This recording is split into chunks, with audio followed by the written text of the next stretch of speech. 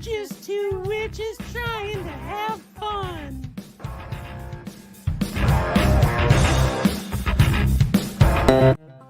Wow! Hey guys, it's Stuffpool. Whoa, look at those big old hooters. No wonder I've got black eyes.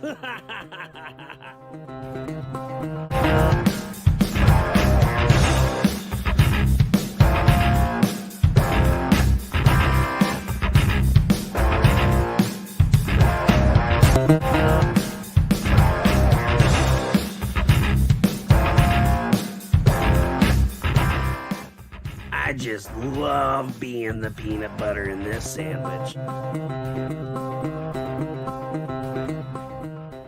Get these awesome stickers, and oh look, they're scratch and sniff panty sets.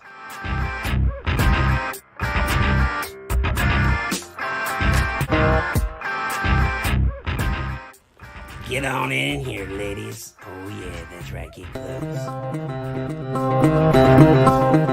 Brink and Fetch just want to have fun? That's a nut and sock, cause you only get one. That's what Stuffpool says.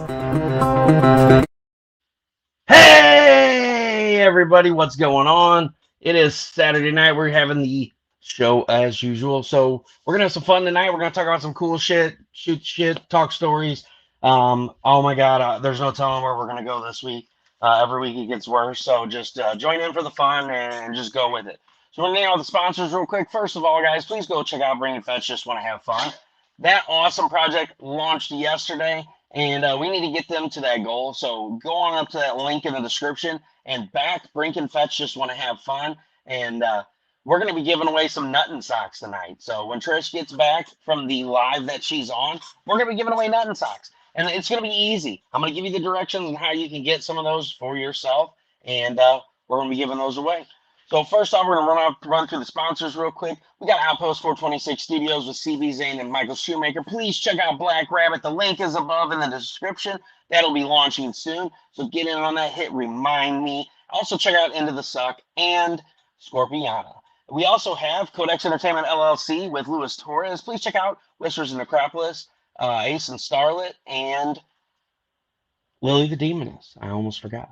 And Nebula Pearl as well. And VRXOXO. He's got so much stuff going on and so much awesome books. You need to go check it out. It's Codex Entertainment LLC. We got 183 Degree Studios with Unstable Frequencies live now. The link is above in the description. I'm so excited about this. I have been waiting for this project for a year. I have been, if you go back and watch every single live show that I've done with Kara, every single time I'm like, Kara, what's up with Unstable Frequencies? When's it releasing? Come on, I want that date. So I am excited. I was backer number one because I couldn't wait for it. I'm super excited about this project. So you guys need to go check it out. It's Unstable Frequencies. Once again, that is in the description. Also check out their Patreons as well as 183degreestudio.com. We got Doris Jones Labor of Love. Get on there. Check out all of her paintings. She's got some specials going on. Again, that's Doris Jones Laboroflove.com. So go check it out. We also have Naughty Fairies with Miss Wendy Steen Shaner. Go check out Naughty Fairies Con 3.0 for 2022. Lots of awesome covers, really cool books, some cosplay stuff going on. There's all kinds of activities. There's drawing contests, all kinds of super contests that you can get on. So go check out that link in the description and check out our Etsy store. If you have never seen Naughty Fairies, you can get caught up by going to that Etsy link. We have Hazzum Productions with Sir Rodney Ficus, or The Art of Rodney Fike, or Rodney Fike Art, however Tina decides to spell it. You can check out Peanut Pudding and Jelly, Roadkill Rampage, and Pitter Patter. You guys are going to want to get caught up on Pitter Patter. Go to Hazzum.com and you can get back issues of Pitter Patter and everything else because you guys are going to be blown away when the next issue comes out. Rodney and I have been talking, and I'm telling you, you're not going to want to miss out on this. It's going to be insane. So, and we've got Melone Management with Lisa Malone. Do you have a crowdfunding project that's running right now? Indiegogo, Kickstarter, anything like that? Hit her up, and she will give you a free 1-hour consultation. She'll call you up, tell you what she can do for you, what the prices are, and you can get back to working on that sweet-ass project while she promotes it and finds your stretch goals for you. We got DPopp Customz. Go to DPopp Customz, and you can get some custom frames for your prints. And last but not least, we've got Russ Explode Studios, charity auctions for CB4K. We still got some stuff up on there, and you guys need to go check it out. I will be getting back into that now that I've got the script finished for CatCat and Piggygirl, which we will be talking about tonight. Super excited about this. I'm gonna get back to doing these auctions again tonight. I'm gonna find something and we're gonna auction it off. We're gonna hopefully raise some money for the kids. So let's get this shindig started. We're gonna bring the crew out here. Yes, absolutely, Nita. Do it. Throw them in there. You know I don't care. It's all about sharing those indies. So we got Nita in here tonight. We got C. Michael. I don't know why he joined us because this is the raunchiest group, both sides of the Mississippi. Everybody, and we got down April Reyna. What up? Yeah, I'm so fucking excited for Squee. Like, I'm seriously gonna drive your house and I'm just gonna be like, I gotta get books. Look at her. Look at her. She's putting books up right now. She's signing. Hell yeah. Oh, yeah. And we've got Rodney Ficus of Hazzum Productions. How the hell are you, buddy? I am alive and well. How's everybody doing? Oh, we're doing all right. So we've got Nita popping links in there. So Sunrise Blossom Volume 1 and 2 just launched today. Get in on that project right there. And Smithers said he just got out of work. He'll be on about 8:30. Make sure you got your picture, Smithers. And last but not least, Miss Comics and More Chaos herself. So glad to see her back with the living again. We've got Heather. What's going on, Heather? How are you? I have missed you guys. I have missed you too. I'm so fucking excited. When you messaged me today and you're like, hey, Heather. are you having a show tonight? I'm like, yeah. Why? Yeah, it's nice to be back among the living. It's been, my whole family and I have been sick for weeks.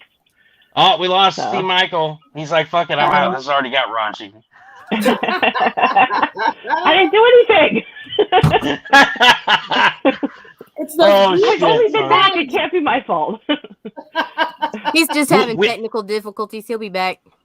Well, you know what? I have no fucking clue who's going to show up tonight. Like, I sent the link to like 18 people because last week we had cancellations. Tonight we had another cancellation. One of my really good friends has COVID, so please keep them in your thoughts and your prayers. They didn't make it last week, and I was really hoping they would make it this week, and they tested positive today, and so they said, I'm not feeling good, I'm not going to make it. So my thoughts and prayers are definitely with them. Because, I mean, this shit sucks. I had flu and Rona. I had the flu Rona, and I was like, dead to the world. I'm like, I don't feel like doing shit. So I don't think we even had the Rona here. The chat here. We got Babes, Gores, and Dinosaurs by Dustin Brown. Let's see. Oh, there's an alien in my toilet pre-launch for Sam Vera. Fuck yeah, you guys need to get on that shit. Because seriously, his name is Duty from what's the planet? Uranus, motherfucker. That's right. The same fucking thing I got violated for. Facebook has me under account warning, so if all of a sudden the stream just gets kicked off, it's because I got on the last straw. I mean, literally all I did was say, how would you like the title of Fudge Packer for that company? And the comment before that was Uranus Fudge Factory, because there's Uranus, Missouri. There literally is. Look it up on Google. It exists. It's fucking there. And we were talking about planets. And the funny thing was, it was on the show with Stone. When I had the show with Stone on Tuesday, we were talking about planets, and he's like, you know how like Neptune's got that red spot on? I was like, yeah, it's because it's right next to Uranus. That's how you get pink eye. And I thought he was gonna So bad. So Uranus has been brought up just so much this week. So guys, please forgive me. If this show goes off the air, it's because I've been talking about it too much. We got Demon Bitch from you're gonna have to start plugging their website. What's that? You just have to start plugging their website. Yeah. Back my friend Christy Shin's shit. That campaign is complete shit. But if you ever wanted some shit, go get that shit right there. I think you covered that word pretty well today. And it's only the first 15 minutes. What? Rodney Fikes in the comments? Whoa, he's in two places at once. This guy is a fucking imposter. Get out of here, imposter. You can't be in two places at one time. Get out of here. Oh, his wife got me in trouble earlier. His wife got me in trouble. How did Tina get you in trouble? Look, it was like a challenge about going to Facebook jail, and I was like, all you got to do is one of the following, and I put 2 comments, and I was like, now we wait. Within 3 minutes, I was flagged. 3 minutes flat. Boom. It's like, oh, you motherfuckers.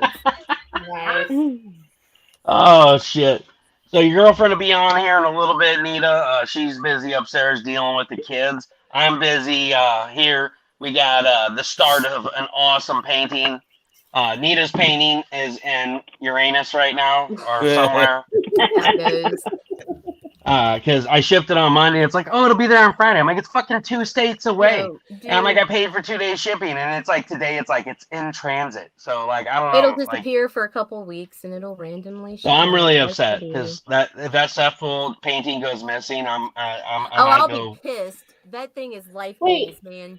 If you paid for 2 days shipping, It doesn't matter you out here, just- April. They fuck no, me it's fine. every You time. go to the post office. You'd be like, "Hey, here's the receipt. It hasn't shown. I want Yeah. reimbursement for I will the." clip your balls. Where's my package? That's how you're gonna get off this, like Oh the my clipping of god. the balls thing. Oh, Nita's gone. Marker. Did I already offend her today? No, Oh my god! Last week I killed her, like almost. You weren't here, Rodney. It was so fucking funny because I was like, I can't get up because I'm not wearing pants right now for real, and I thought Nita was gonna fucking choke because she was like, Wait, we're supposed to wear. I was like, no, I was Wait. just shocked because I didn't realize that other people did that too. So we're supposed to wear pants? No. I missed the memo. I'm only presentable from the waist up. I promise. Yeah, but I literally didn't have any pants on last week, so I kept we're like having an emergency. We're muting all my fucked. camera. Like, Everybody's like, "What the fuck? What's this guy doing?" I'm like, "I'm doing illegal activities behind the scenes here." Whoa. Well, Oh, here we go. Alright. 10 things you need to know about Uranus. Number 1, that it's not your mom. don't start out with a 30-pound egg. Look, I said start small, build up to that. It takes a lot to be the vaginal weightlifting champion. Oh, of the world. shit. Oh, we don't talk about gossip on here, Lewis. We talk about funny shit like, me getting violated. They violated my anus. Did they lose? As Dina put it, they stuck their Or foot just in my going anus. dry? I can't wait for Tiffaney to get on so I can be like, look, it's been on my desk the whole time. You said I lost it. She lost it. She lost her marbles. But for those of you that missed it last week, Rodney, you didn't see it. Here is the finished painting of for JW. I still want to fill that hole. Beautiful. And you guys seen the post of the other painting. So right now, I am working on a special project. Antonio D's been down lately, and he's such a fucking awesome dude. I am painting him the changeling. So I got the body down. Tonight I'm going to be doing the hair, the horns, the eyes, and like the clothing and all that good shit. Yeah, they stuck it up my anus. That's right. So I'm gonna paint this for him. I'm gonna send it to him because I got his address, and it's just gonna show up. If he watches this and he finds out about it, oh well. I just like doing good things for people, especially people in the community. We all got bad shit going on, so let's do something to make everybody smile. That's what it's all about. And speaking of which, well, I got Rodney on here since I know you probably won't be on long, but I know you've had some rough shit going on here and you're behind. But for those of you that don't know CatCat and Piggygirl, the script is done. It is at Chuck Pino's desk right now. I sent Rodney the draft of it, so he kind of has an idea how the story's going to go, and he can kind of get in the element of how he's going to do this, and hey, I need more information for this or that or whatever it is. And I'm stoked. The story is phenomenal. I love it. It's going to be great for the kids. I'm excited about this because it's not just about, giving kids hope and, letting them have adventures with their own animals, their stuffed animals. It's about getting them excited too because they will have a chance to be in issue 2. So I'm going to create a page. Once book 1 goes out, there's going to be at the front of the book, it's going to be me, Rodney, Chuck, Steph. And I've got a letter lined up. We're all going to be in the front, and then below that, it's going to have Roderick's story about his heart surgeries and stuff like that, and finding ways to push through. And I think this will be good for everybody because not only is the book going to raise money to be able to send 1,000 copies to hospitals and cancer centers nationwide, it is going to give the kids hope, and it's going to get them excited because they're going to find that link, and then it says, if you have your parents' permission, you can post a picture of you with your stuffed animals. Because how many kids go everywhere with their stuffed animals? 95% of them. It's either a stuffed animal or a blanket that's their favorite. And so, being said, I will take any of the kids that submit their photos with their parents' permission. I will put them in a random generator. Boom, this one pops up. Say you got Timmy with his rhino. Well, guess what, Timmy? You're going to be Rhino Boy. or whatever it is that we come up with. That was just off the top of my head. I know it sounds lame, but you know, and he's gonna have superpowers, and he's gonna be excited about that. I'm gonna send whatever kid gets drawn a copy of the book, and that way their parents have something that has their child in it. And you know, here's the thing. So as these kids add to this website to get a chance to be in the comic book, they're going to meet other kids that are sick as well. And it could create a sort of community where these kids will be able to interact with each other and find hope. Roderick, she's not getting up. Because you've because you've got another kid that say they have pediatric brain cancer, and this kid gets on a pediatric brain cancer, but he's beat it. And this kid's just getting started. This kid can give that child hope. So I'm really stoked about this comic. This thing has grown from a little idea to something really huge. Rodney's going to be doing the illustration for it, and I'm fucking stoked. This is going to be great. Yeah, Jason Meadows is the letterer. Thank you very much, Philip. Yeah, they violated my anansi, and how is it this time? Did it go smoother than last time? No, it wasn't smooth. They put sand on it. But anyway, so guys, I'm super excited about this. Thank you again for Hazzum Productions for throwing in their hat for doing the illustrations for this. Rodney, I know you do great kids books because you do Pitter Patter and Peanut Pudding and Jelly. You did Blue. Excuse me, sorry. That off-brand soda really gets to me. Guys, I'm thinking, hopefully March we can get this thing off the ground. I'm hoping, you know, I know shit's gonna pop up. I'm not gonna pressure Rodney because, of course, he's offering his services. But everybody's been asking when is this gonna launch, and we're looking at probably into March, beginning of April. It will be a direct sell. There will be no Kickstarter. Reason being is if we raise $2,500 to print 1,000 copies, Nice I want box, all of right that money to go towards the charity. Whatever we have left over, I'm sending to Mark to cover shipping. And I don't want to lose $250 to Kickstarter. That's a shit ton of money that could go towards the kids. So this will be a direct sell. I've been trying to create a poll, but Facebook's a jackass and they keep fucking taking it away. So my question to the audience is I'm looking at a $25 price point with $5 shipping. It's going to be $30 for the book, $30, and it's a 12-page story. And granted, this money is going towards printing 1,000 copies of the book. So I'm just throwing that out there. Do you think it's too much, too little? Is it right on? Would you pay that for it? Please, I need feedback on that. So I'm throwing that out there once again. It's a, you know, we pay $100 for a nude variant, or we pay $100 for this super special variant from this awesome artist that's just going to go sit in a short box somewhere. But this $25 for the book is going towards helping these kids find hope, giving them happiness, helping them have adventures with their own stuffed animals.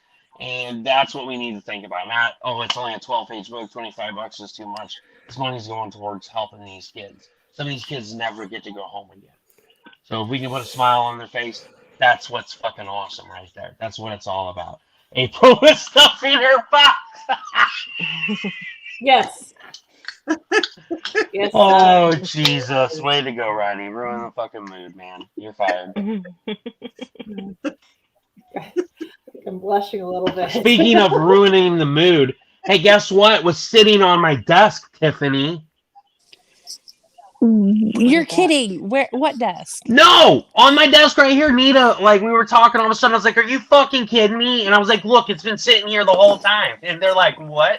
I'm like, she's been tearing the house apart looking for this. So You were looking for it too. I didn't look over here because you said you looked. So me. Well, I did, but I didn't see Guys, it. I'm gonna keep talking about this CatCat and Piggygirl. I want you guys to get excited about it. I want you guys to keep it in the back of your mind. I want this to be a sellout.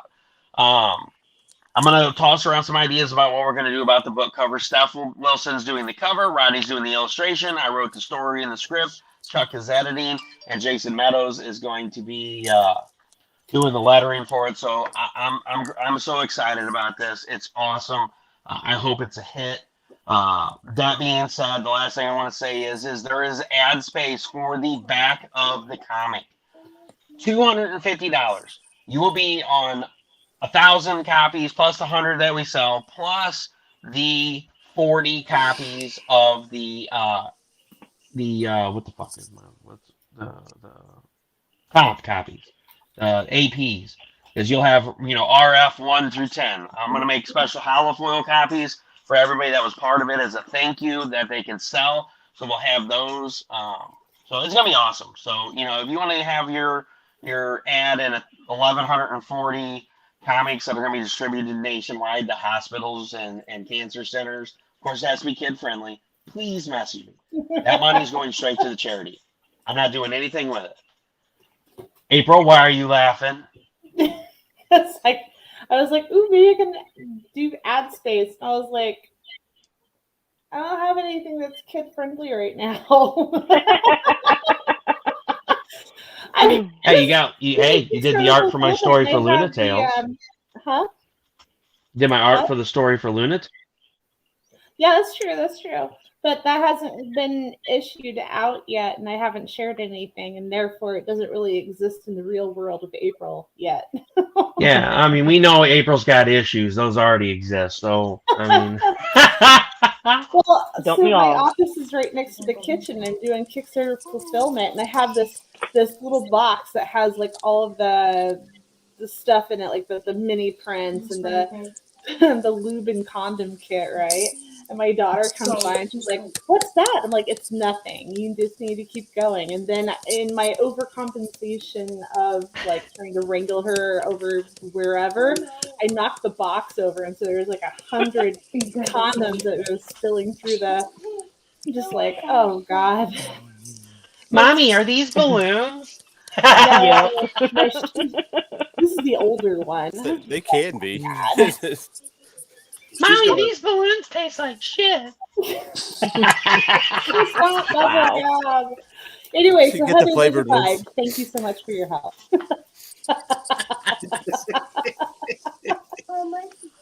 Oh, Jesus. Oh, anyway, That's all right. We had this whole freaking container full of suppositories because we had to buy them for Roger when he had pyloric stenosis, back when he was younger. Because when he had his heart surgery, they pumped him full of so much stuff. They had his ecosystem and his stomach all screwed up, and he just wasn't going to the bathroom, and he was constantly screaming. And so they found these suppositories, and I go in there, and they're all over the fucking bathroom. They got the nitroglycerin stuff all over their hands and stuff, and I'm like, "What are you guys doing? You can't play with that." I'm like, "We gotta wash your hands now." I'm like, "Oh my god." wow. When I used to Well, do Dad, the what are those? I'm lingerie like, "They're for shows, going up your butt so you can go to the bathroom." Oh, we touched those? I'm like, "What?" Yeah, obviously. Yeah, but they're clean. Absolutely. He when I literally used to do thought, the like, trade shows, I'd come home with bags of toys and accessories and stuff, my old world, and they'd be in my office, and my son wasn't allowed in my office without company. So I walk in, there he is in my office, hands in the bag, pulling out a box, and it was probably Lilo or some other toy. "Mommy, what's this?" "Put it back." "But what is it?" "Put it back." "You're not going to tell me what it is?" "No." "Well, why not? What are you doing in my office? Are you allowed to be here?" "No." "Do you want to get grounded?" "No." "Put it back." Go. hey, it could be worse. It could be like when Tiffany and I were at my dad's house for Thanksgiving or Christmas or something. The kids snuck in the room and were messing around in the closet, and they bumped the toy bag and kicked the vibrators on. And we're all looking around in the living room like, "What the hell is that noise?" Because we hear because it was up against the wall. And the kids are like, "What's this?" They come out holding it like it's a lightsaber or something. I'm like, "Oh my god, we were dying." And it was so funny because his girlfriend was so embarrassed. She's like, "Nobody heard that." Now, see, that's the kind of stuff we should stick in the book. Right. The blue version. The blue version. Yeah. So April Lewis is asking, are you putting comics in PVC top loaders? Yes. There you go, Lewis. Yes. I'm So these are excited. the black bags. So whenever after I get done signing them, I put them into the top loader and then put the black Mylar bag or whatever material it is over the top, and then that way they don't get bent up or whatever. Because there's nothing worse than not knowing what you're getting and if it's in good condition or not. And it's up to whoever's business if they actually open it or not. So, but I Well, I can tell you this, guys. When I backed last year for Squee, or no, I'm sorry, it was Tales of the Deep, and I bet I got the Squee books then because I wasn't able to afford getting the Squee Volume 1 when it kicked off the year before last. And so I got both of them. And April shipped them in the top loaders. It was packed incredibly. And the post office tried everything to destroy it. Like literally the top loader exploded and the books were perfectly fine. And plus she had sent the original art for the CB4K t-shirt, which we're going to plug that real quick. Guys, go to ZenoNaniteTitan.com. I will pop it into the comments. You can get yourself a CB4K t-shirt with the awesome art of April Reyna and Sir Rodney Ficus down there. They did beautiful work. You've got Buddy and Dude reading a comic to a child in bed from Pitter Patter, and April drew a beautiful rendition of a girl with cancer. She's going through treatments, and you got her as a superhero and her thought bubble up above her head as she's reading this comic. She's dreaming of being a superhero. She's got her mind out of it. You also get one with the art of Seth Wilson, Wendy Steen Shaner. We've also got the Iron Man shirt on there.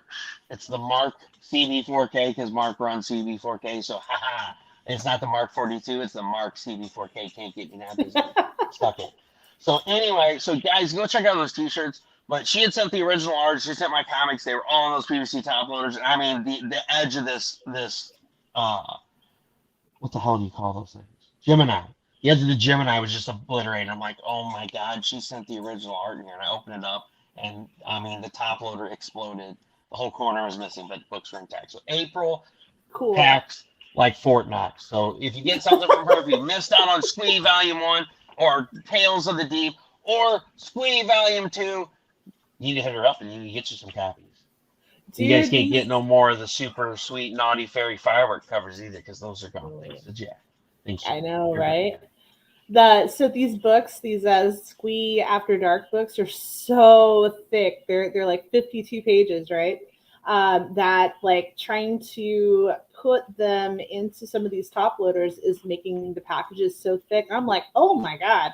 So I got a bunch of those black folios. They can put like, I don't know, a dozen comics in. I can get like 6. Hey, who said thick? I like it thick. Oh yeah. Uh-oh.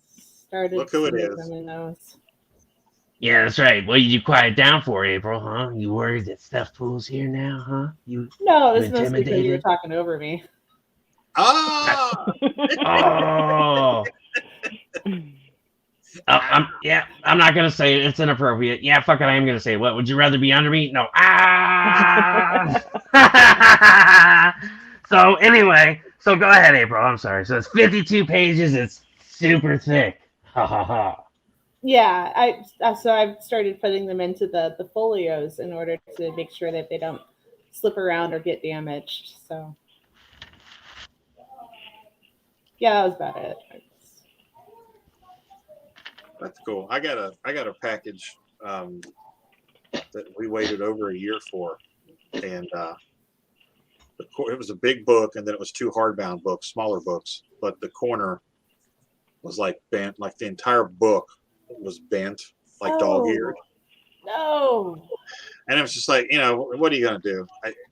I'm not gonna bitch about it because it took a year and a half to get it, so I'm glad I finally got it. But I was like, you would think. And it wasn't his fault. It was packed really, really well.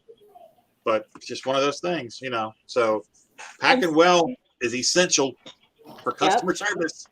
I think there's a department. I started working with a guy over at the CGC, and they get all of these top loaders and all these folios for people trying to keep their comics intact. And he's like, I don't know what to do with them. I'm like, oh, well, send me some. Like, I'll put them together. Yeah, for real. Yeah. So I'll spend like $30 or something, and he'll send me a gargantuan box full of them. And I'm a big recycler, so I apologize if people get like, butchered cardboard or these extra top loaders that have like stickers on them or whatever. I'm like, the idea is that you're getting the product in pristine condition, right? And it's extra saving protection. the environment by not having spend a whole bunch of yeah. Mm-hmm. So yeah, it's kind of cool though. Well, I'll get Oh shit. I think I had like Clayton Crane top loaders or something with like hollow foil seals, and I had somebody message me. It was like, hey, is this yours? And I'm like, oh, it's just a recycled top loader, but who knows? It could have been his at one point in time. I don't know. So you never know the history that it comes back. It's making the round. How'd you like What's that happening, comment last night, Stone? That's good, Russ. That was Brother my Russ. What's best up, comment Nita, ever, man. April, Tiffany. I love it. Rodney. Stone comes in. The Russians are already back. Look at that. Here Bum come and the go. Russians. Bumming. Freaking Stone pops in here and they start freaking commenting. You know, I just Them fuckers, right? I brought in the Russians, so you guys just have to forgive me about that. Me and Putin got a little thing going on. You know what I'm saying? It's a little something, something. Don't talk about Putin. I got banned for talking about Uranus. You really? Oh, hell yeah. We can go back to Uranus if you want to. I mean, yeah. Hey, so did you look into that theory about, Neptune having that red spot because it got pink eye from Uranus? Didn't I? Well, I mean, I'm gonna bounce because I've got to do a color tutorial on Wendy's. You're good. I know. You said you can only pop in for a bit. Thanks so much for dropping in, April. It was a blast. Bye, April. Bye, April. Bye. I should bounce here fairly soon too, if that's cool. I got working on some stuff, so. Hey, I know you're behind, man. I know what's going on. You're perfectly fine. If you got to bounce now, go ahead, man. All right, guys. Watching football. I'm not. Keep watching football. Whatever. Hey, now none of that's allowed. You can't leave us just to go out. Thanks for throwing him under the bus, Tina. I'll remember that next time Randy's got a project going on. I'm gonna make him fucking do the elevator pitch for Roadkill Rampage 1 again. There you go. There you go. We'll love that. How goes it? Put everybody to sleep.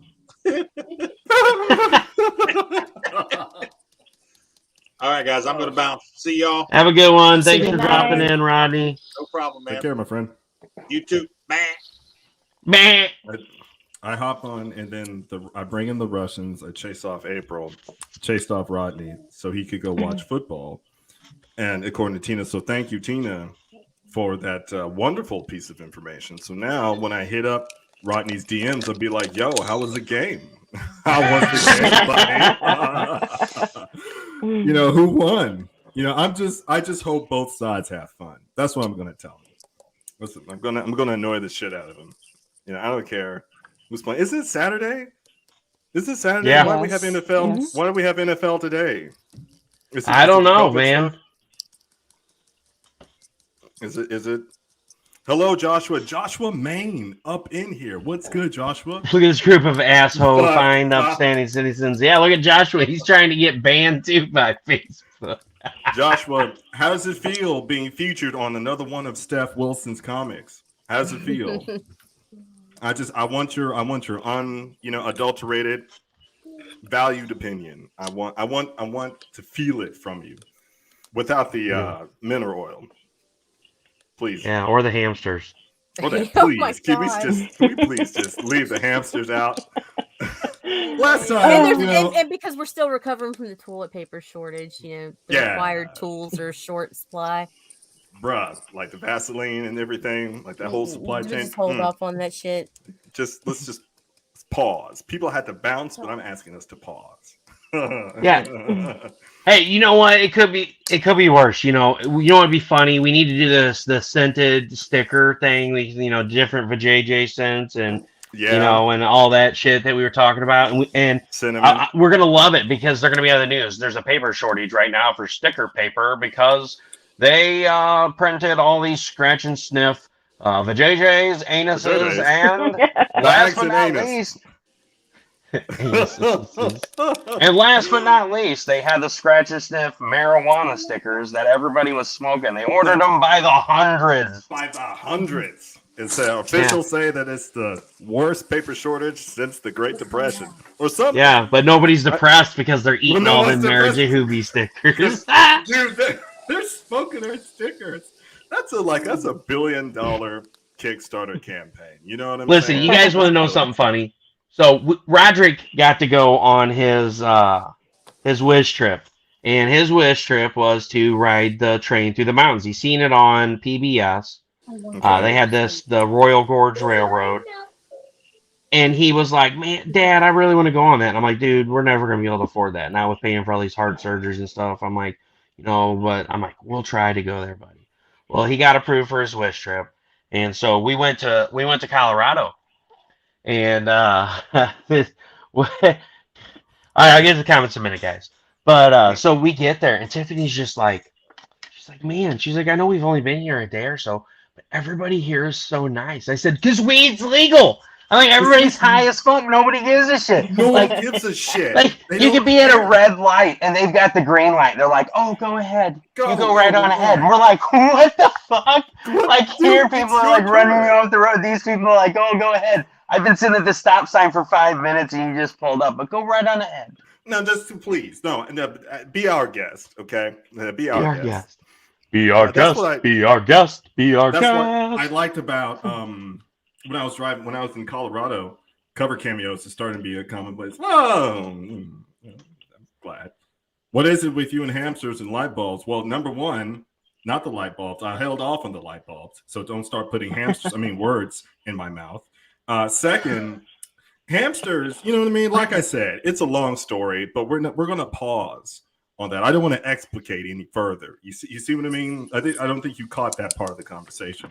But fourth and finally, the supply chain. Look what's happening at SeaWorld. And we just opened up a freaking aquarium like in Biloxi, Mississippi.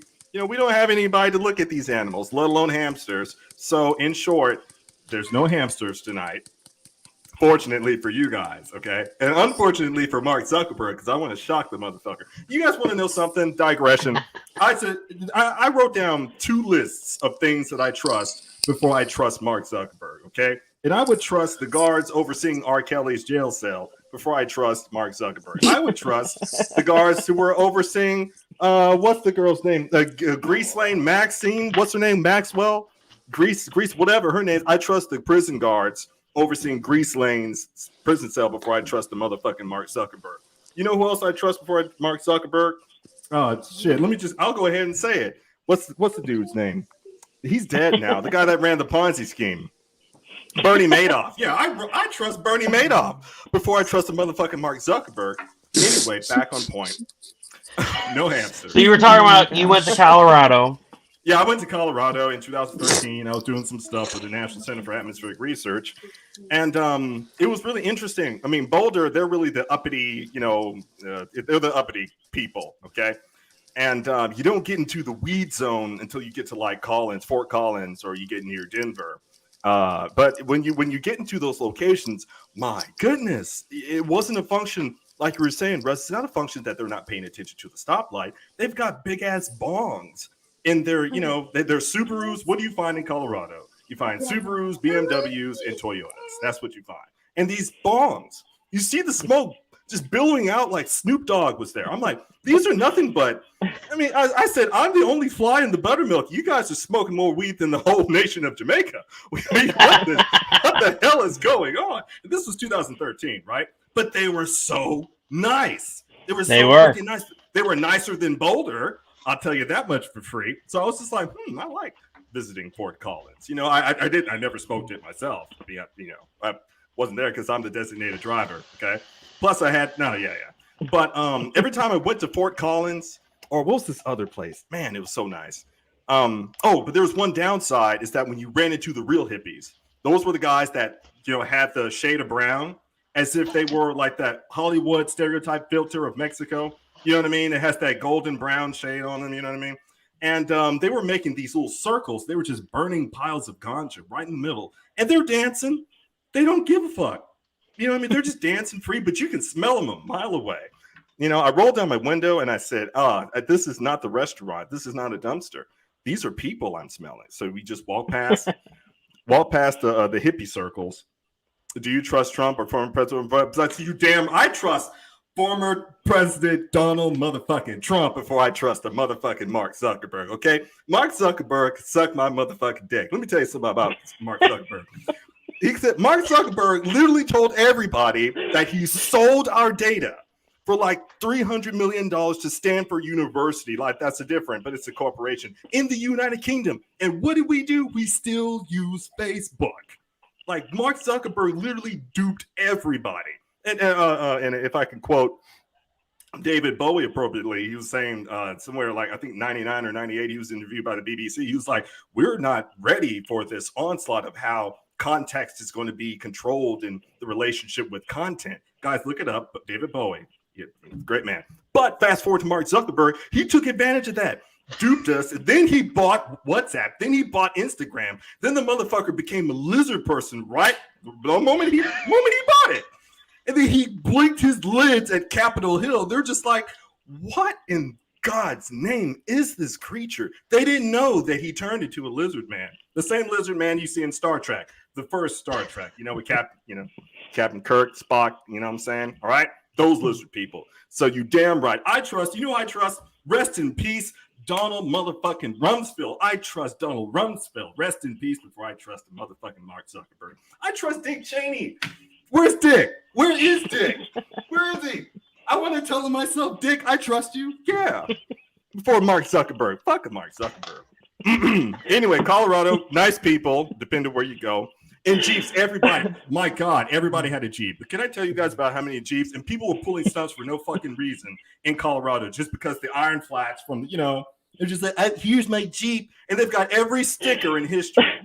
Boulder hippies. Oh my God, the Boulder hippies. When you go down to what's the name of that street? Palm Street? No, I forget the name of it. Anyway, you know the street I'm talking about. Go down there, and then they're just in their separate groups as you keep walking, because there's outside restaurants, right? There's outside restaurants. You got the people, the pretty little white girls that go to law school and shit. They're sitting outside with their black dresses, and then 30 feet across from them are the hippies. Those hippies, not hipsters, hippies.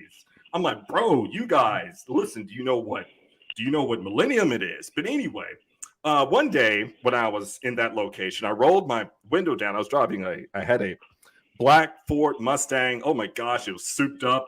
It had tinted windows, and it looked even darker because it was dark leather interior. You know what I mean? And a friend of mine, Will McGinnis, that's right. So we decided to pull this prank on the people in Boulder, right? Because he told me, he said, Stone, do you know that the demographic is 88%? He said, what's up, Smithers? With 3 exclamation points. What's up, Smithers? How you doing? Hey, I'm fine. Everything's fine. No, just keep going. Go ahead. I'm listening to you sure? Yeah. Oh, okay. All right. Well, okay. So me and Will, we decided, because we're staying at University of Colorado's dorms and shit while we're doing this intern. And so he said, why don't you scream? He said, why don't you scream white power and I scream black power while we're walking down this plaza where the hippies and all the other snooty people are? I said, why not? So he rips his shirt off, right? And we go out there, and he runs like 100 yards away. And he screams at the top of his lungs, black power. And I'm just like, what power? And everybody was just like, what's going on? They said, why is a black guy screaming white power? And Will, he got red, he was sweating, he got animated, and then we rushed to our car. And I could do a burnout in that Mustang, and we burned out before they could call the cops. So it was great. We showed Boulder what true friendship looked like that night. It was infamous. Oh, and we weren't even on weed, bro. It was just like, let's go fuck these people's minds up. Let's just fuck it. We're just like, fuck Boulder. You know what I mean? Because we were cool with the people at Fort Collins. Hell, even the scientists at the National Center for Atmospheric Research. I was working in the division of terrestrial ecosystems, right? Climate, global dynamics, whatever. And they were telling me, they're like, hey, Stone, we don't live in Boulder. I was like, really? They're like, yeah, it's these we can't get jiggy with these people. They're like, we live like 45 minutes away. We commute here. I was like, oh, so you guys don't know about the snoots down at the Whole Foods down the street? They're like, no, we don't shop there. I was like, shit. Even the introverted, really quiet scientists, super fucking nerds, did not live in Boulder, though they could afford to, because they didn't like the people. I was like, well, holy shit. So what they told me to do, they said, look, Stone, if you want to work up here, just live, somewhere around Fort Collins. It'll be better. It's a lot more laid back. I said, see, these scientists, I said, some of these guys are smoking ganja, but they're not saying so. You know, when you walk inside the facility, it's all nerdy. There's like TV monitors and screens of data and the supercomputers and shit from Japan and Germany and whatever. But when you walk outside the door, they become wizards because that's when they get a lot of alcohol in them, right? They turn from scientists into wizards. I was like, wow, you guys were spitting mad facts, but you're like fucking Gandalf the Grey in this motherfucker. I was like, this is great. I mean, meet scientists like genuine scientists at a convention. Split between very rich people, the college campus students, and hippies, and they all hate each other. It was fantastic to watch. I was like, I have got to take advantage of this hatred. You know what I mean? They thought out there was one Dairy Queen in Boulder, one Dairy Queen. All right. So I'm thinking they're going to have baskets of chicken, fried chicken, because hey, I'm from the motherfucking South. Okay. Plus, if you haven't realized, I'm black. What the fuck else do I eat? I eat fried chicken, motherfucker. So I go to the Dairy Queen, which down here we have fried chicken baskets with fries, okay? But I go up to this Dairy Queen and they just literally have dairy products. I'm like, no. You all are not fucking me around like this. And so here comes this group, right? The not the prep students, but the trust fund kids. Here they come. You know, mom and dad pay for everything. And they come walking through the door and one motherfucker bumps my shoulder. I looked at him. I was just like, do you not know how to say excuse me? That's what I was saying. Because, you know, what was I at the time? I was like 27 or something. I was just like, no, you didn't. I didn't throw any hands or anything. But this is after I got through evaluating the menu and said, you guys really don't sell fried chicken here. Because I was about to put out my phone and find out where the Kentucky Fried Chicken was. And it was 270 miles away in Wyoming, of all places. Wyoming doesn't even exist. Like Australia. What the fuck is in Wyoming? Nothing. That's right. So KFC, Google's like, yeah, KFC, it was there. I mean, I was like, well, Kentucky Fried Chicken in Wyoming. Out in the middle of motherfucking nowhere. I was like, well, let's hop in the car and let's go to Kentucky Fried Chicken. Because I can't handle any of this pasty shit. They had, the guy he never apologized. And that was the last time I went to that Dairy Queen, of course, because I didn't want to pimp slap anybody. You know what I mean? Because it was only like my first week there. And I didn't want to be like the only black guy in Boulder causing shit. But that was 3 weeks later.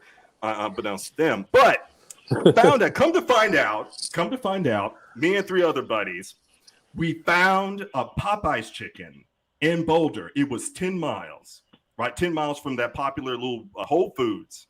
And it was like practically empty on a Saturday. I said, shit, they're really trying not to get caught in broad daylight. They know they like this fried chicken. Otherwise, they wouldn't have had this Popeye's right here. We wouldn't have Popeye's chicken. We tore the motherfucker out. We had like a 25 piece or something. We had a party. Shit. I had, what else did we do? Anyway, it'll come back to me. This was like 12 years ago, guys. That was another lifetime. So since then, I've become a better person. I don't run down the plaza screaming white power, obviously. But if I had the opportunity to do it, man, you best believe I would be fucking up some people's minds. They'd be like, who is this? Now, you could do that.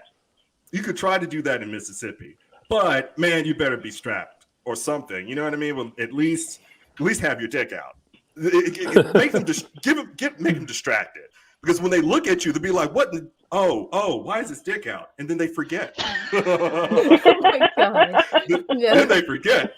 Then they just see this massive dong just flopping around everywhere. Just running down the street. Totally distracting away. Yeah. Totally. They just think you're crazy at that point. Totally crazy. Yeah, the element of you got your dick surprise. hanging out. You're yelling profanity and whatever. It's like you're just spitting out mad raps that are profane, absolutely gratuitous language. I'm telling you. Like, oh, he has his dick out. He's just crazy. He's not stupid. Yeah. He's just crazy. He's crazy. So that's not the worst part. He's screaming white power the whole time, and they're like, "What the fuck's wrong with this crazy motherfucker?" Okay, but why is this? It's like that scene from Die Hard 3. Yes, there we go. Yeah. Smithers knows. Yeah, you know. Josh said you could probably get some nice avocado toast. Stop it. I almost vomited. Because one time, okay, to their credit, you know, there were some other students or whatever in the program they were young. They didn't know any better. I was like 27, 26 or whatever. And they were like, Stone, would you like to try some avocado toast? I don't know what amount of strength I had in me in that second, but I nearly vomited because I was just like, what part of this do you see would participate in avocado? What? Avocado toast is good, Stone. Especially with salsa. Pause. They didn't offer me any fried chicken. They didn't say, you know what, Stone, we're sorry for the bullshit that you've been putting up with. We're sorry for the racist bullshit. We're sorry for all this shit. But hey, you know what? As an olive branch of peace, we offer you avocado toast. That didn't happen. I would have eaten it at that point. I would have eaten it graciously, but I was just like, and it would have changed your life. Stone's just yelling, I want my chicken and waffles. I said, where's my motherfucking fried chicken and waffles? Yeah. With the syrup. Don't fucking forget. So not only did they not compensate for all these egregious offenses against yours truly, but then they step up to a player and they'll be like, have some avocado toast. I'm like, if you don't get that shit out of my face, I'm going to smack you up from here to Wyoming. And God knows what's in Wyoming. But so they showed you avocado toast and you turn into Mickey Mouse? Yep. That's going straight into Mickey Mouse. That's when the Mickey Mouse came out. I'm like, if you don't get that avocado toast out of here, I'm going to smack you. I love it. That's awesome. Oh, they brought out the Mickey Mouse. But we had a fun time. You make it what it is for, they had a little, what was it? It was like a town fair. And I think I was married at the time. Believe it or not, just like my man, Alejandro, he was just like, believe it or not, also jail. Okay? Believe it or not, at the time, I was married. This was during my first year of marriage. Oh, yeah. And now you can see why I'm not married. I hope everybody, people at home, I hope you people in the chat room, you people understand what happened. Okay. So, this was the first year. And they had the fair. And they're selling all this handmade craft stuff. And we have the same thing in Canton, Mississippi. We got a flea market, yada yada. But when you go to Boulder, it's like there's nothing fun. It's like none of it was like, it wasn't fun. It was just stuff that you would see on maybe the Home Shopping Network for a retirement village or something. I don't know, because I was looking around. We walked around that whole fucking complex. I was like, this flea market is not designed for any millennials. Hell, I doubt it was designed for any Generation X's, because I was trying to find some, but I pointed out a few, but they were visitors, not vendors.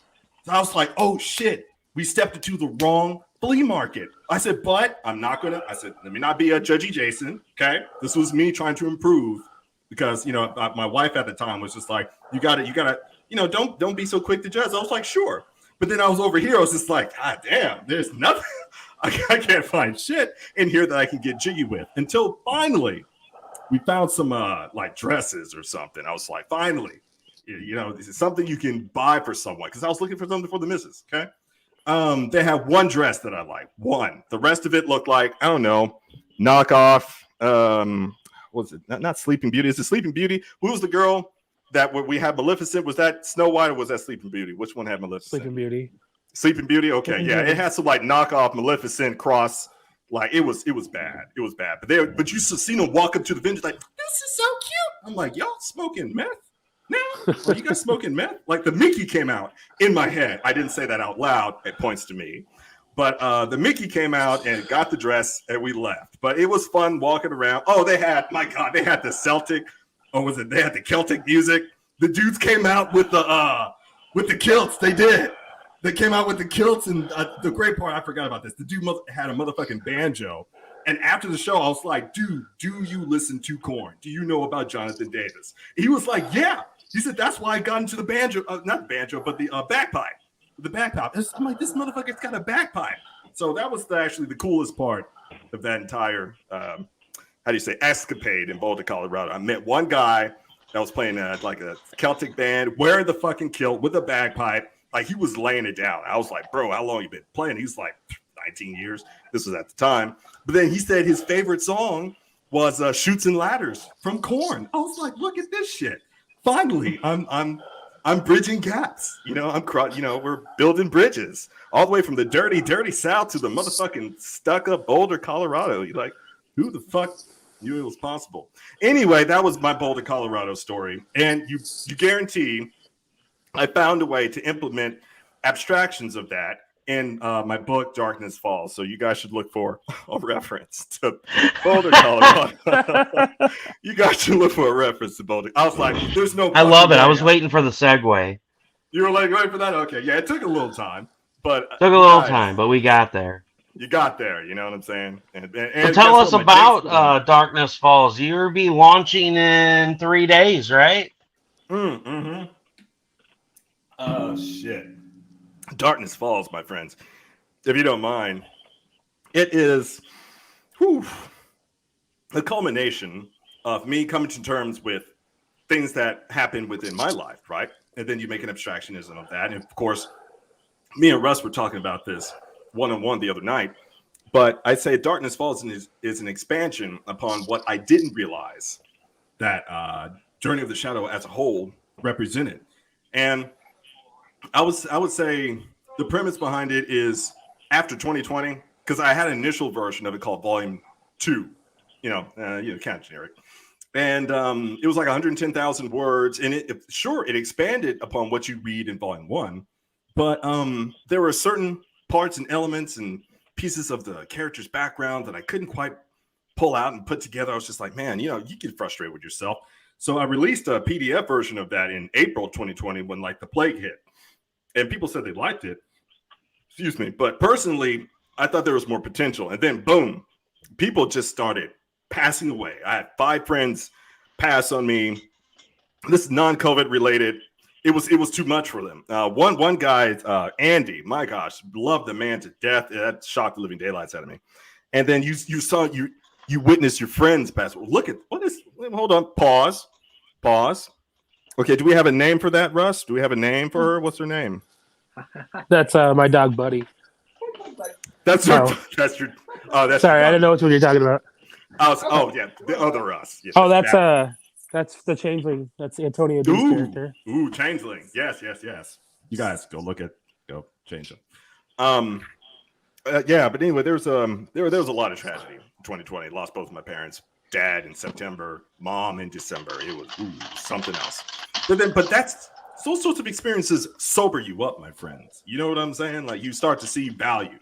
Like all this stuff I was talking about earlier about, I was a researcher here, and we didn't answer this and know that, and trying to build this title and all these credentials, blah blah blah. And then you run this race, regardless of what race it is. And you realize what you're not paying attention to, what you're not prioritizing, which is the utmost, is what you love and sharing what you love with other people. And you're sharing what you love about them and vice versa. That's life and that's priceless, right? So when all that transpired, man, one after the other, I said, man, something about this.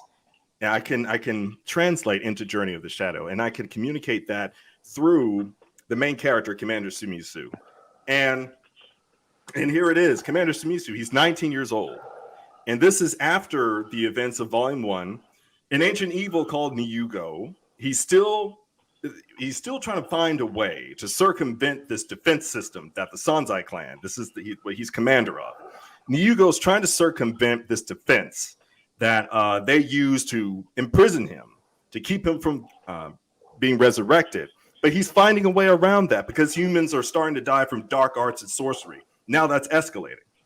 But not only that, the Sanzai clan and your boy Sumisu, they get caught by surprise by this new evil that befalls the earth. His name is Yoro.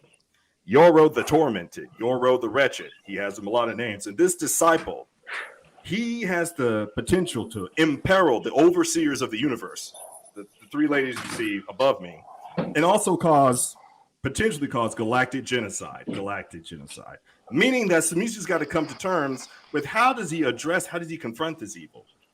And how is he going to protect so many people outside of planet Earth? He's got to realize that there are that many people outside of planet Earth. But then bodies start piling up. And regardless of what skill set you've got, what knowledge you obtain, yada, yada, yada. Everybody's going to face those ugly knives of doubt when they carve into you in the face of adversity. And that's something I wanted to expand upon in what Commander Shimizu faces. I didn't want to make him invulnerable. That's dumb. I didn't want to build this character to where he doesn't feel impacted by what's in front of him. He just because he's got a lot of powers doesn't mean that he's exempt from feeling any damage emotionally or spiritually, right? And because he's 19, you can't assume or expect that he's got the knowledge of a sage. He doesn't. So now there's a huge learning curve for this guy, let alone he's got this incredible weight on his shoulders to try to protect not only the clan that he's a commander of, but humanity and Lord knows what else. He's got a shit ton of responsibility. A shit ton of responsibility. But then, as you learn about in Volume 1, there are these unbelievable individuals that come from beyond the moon. First Lieutenant Arlette Salvatore, you see down here, third in command. Princess Suzuka Devonia, Imperial Commander of the Devonian Empire. Thank you. That's Arlette Salvatore. Sorry about the boon. And back here, this is Elite Mercenary Tatiana Ordovicia of the now annexed Ordovician Empire. I'm so excited for this art in this book. It's fucking phenomenal. Thank you, my friend. Thank you so very kindly. This is Goddess Rosaria. This is Goddess Evelyn, and her name is going to be revealed in the book, but that this is the Shadow Maiden. But Shimizu encounters, I would say, 4 of them, and also Dr. Natalia Artemis. What he's got to do is he the commander of the Clint Army. But what he's got to do is challenge himself, confront himself, and that means he's got to draw strength from all these other phenomenal individuals, right, who have their own adversities that they deal with their responsibilities, etc., etc. So there's a common denominator. Regardless of where you are in the galaxy, on Earth, period, you're not exempt from adversity. That's an overarching theme in Darkness Falls. When darkness falls upon you, you're not exempt. That's one fact. But the addendum to that is just because darkness falls upon you does not mean that is the summation of the outcome. That's not the summation of who you are or what's going to come. So that's something he's got to come to terms with. And he learns that. He draws strength from these incredible, these phenomenal women. And I made that as a central function because there's a lot of phenomenal women that impacted my life, principally speaking, my mother, God rest her soul. And I talked to Russ the other day about that's the reason why I created a matriarchy system, a matriarchy deity system in Journey of the Shadow. But if he, being Commander Shimizu, doesn't come to terms himself, if he can't find a way to overcome this incredible adversity, darkness will fall upon the universe without mercy. That is Darkness Falls in a nutshell.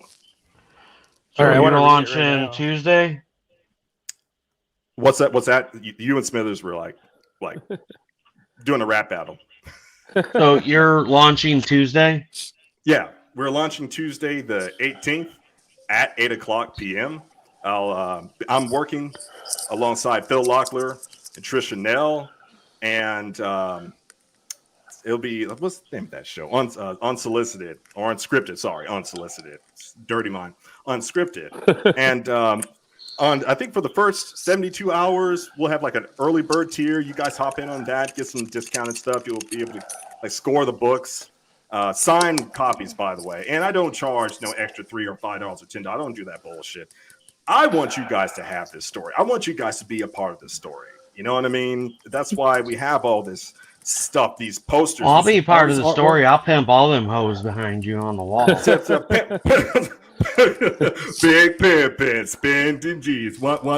Big pimpin'. Yeah, man. LAD. You guys. I'll take all of them. Steph will take them all at the same time. Damn straight. It'll be the peanut butter between all those sandwiches. Speaking of stuff pool, we got a super special ad we're going to run real quick. Check this shit out, y'all. Hi, everyone. I'm Brink. Hi, everyone. I'm Fetch. We're just two witches trying to have fun.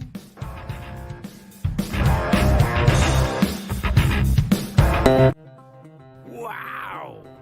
Hey guys, it's Stuffpool. Whoa, look at those big old hooters. No wonder I've got black eyes.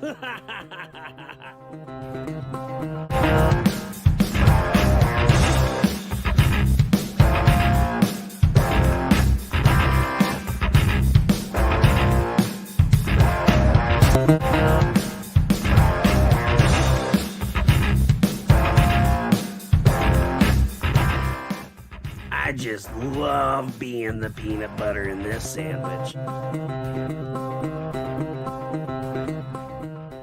Get these awesome stickers, and oh look, there's scratch and sniff panty sets.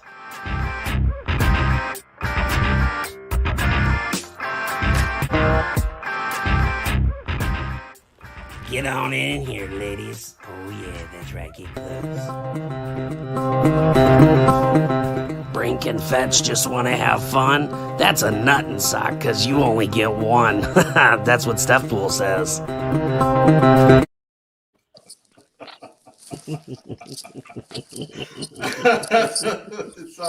Because you only get one, okay? You only get one.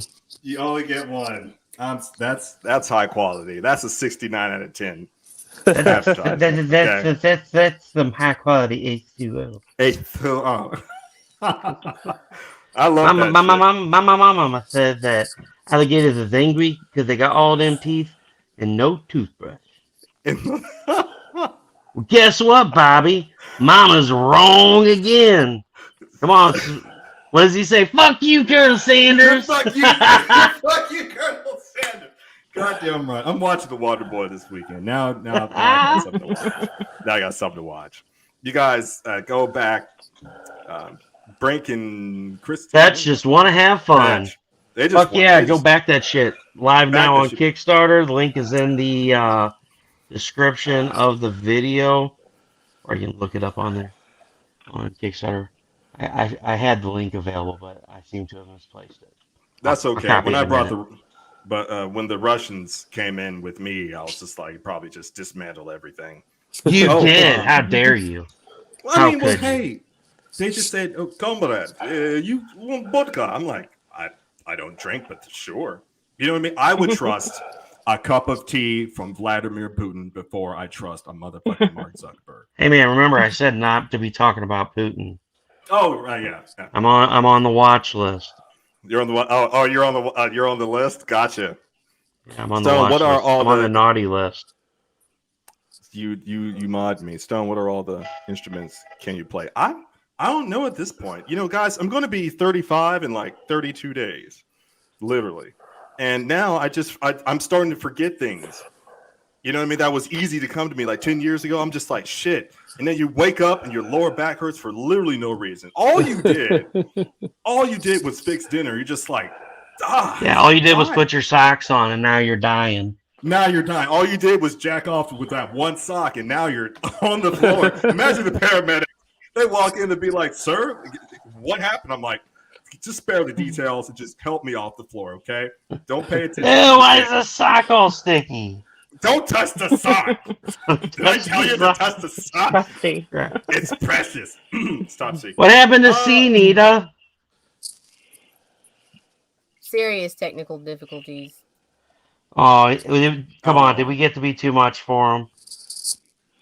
Oh, she said, nah. She's like, no, we're not too much. We're how do you say? We're a family-oriented group. That's we're different.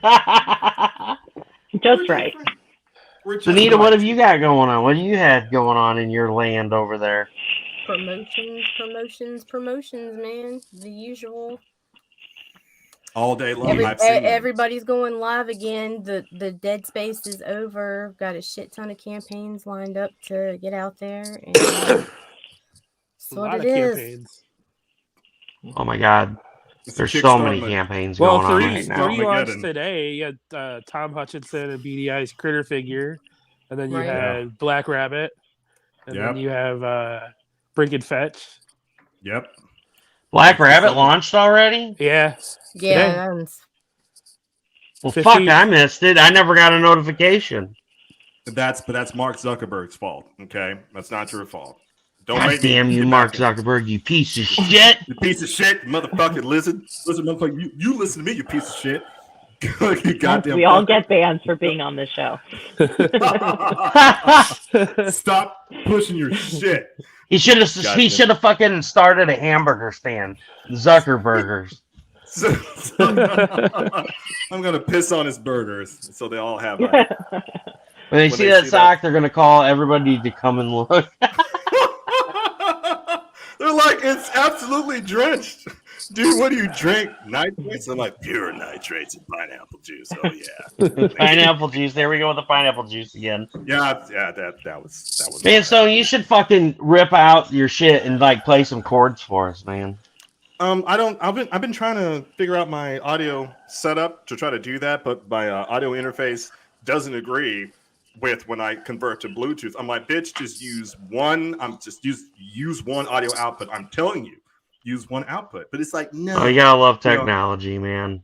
It's acting like those white girls in Boulder. You know what I mean? So I was like, well, we'll figure it out. So that's in progress. But to answer your question, I don't want to be rude. I used to play about 12 instruments. I thought about it.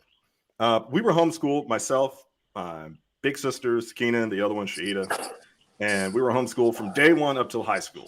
And no, we didn't have a whole lot of shit. You know, we didn't have anything, but my parents, my goodness, what sacrifices they made to facilitate stuff that they saw in us. It was amazing. So I feel incredibly blessed to have had the opportunity to have parents like that. So rest in peace, mom and dad. So mom and dad, what they did, they threw a keyboard in front of me. My mom used to play at church, and she used to play piano, that is. And then so she taught me how to play piano, and she taught me how to type.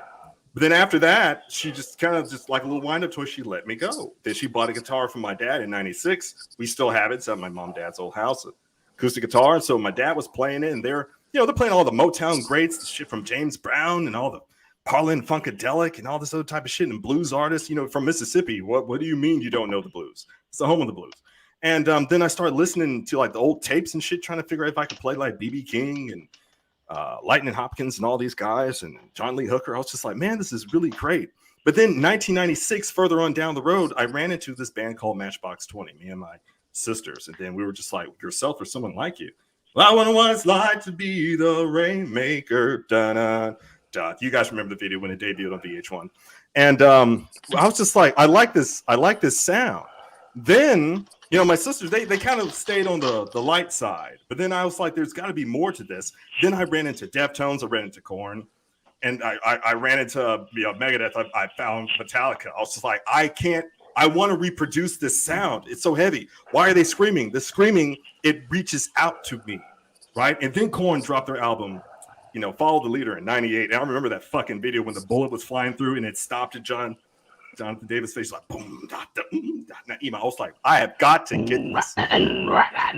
Ema, let's go, right? Some fight. Anyway, so we weren't able to get the amp or whatever, so I was still on acoustic. But during that time, they had bought a alto. Well, we had an alto saxophone. We still do. Soprano, tenor, learn how to play those. Flute, clarinet. Trumpet. Thinking now. Oh yeah, we had an opportunity for me to like go to some like outreach thing where like homeschool kids go and they do stuff, and I learned how to play drums. I wanted to do double pedal, but nobody was down for that. So I was just like, you guys, you got to listen to this band, okay, called Cold Chamber. Do you guys not know Cold Chamber? I was asking the other kids, and the kids were like, what do you mean Cold Chamber? I was like, damn it, Anyway, so the other instruments kind of fell off, and I held on to bass and like guitar and piano because I used that to get into music. So me and the youngest of my big sisters, we started doing like what do you call these open mics, right? And then people started noticing. They were like, man, what are these kids doing? What are they doing? And then we started getting in bands. We started this band called Souls That Fall, and we released an EP in 2004. Poorly mixed by yours truly, I admit that. But people were digging the shit.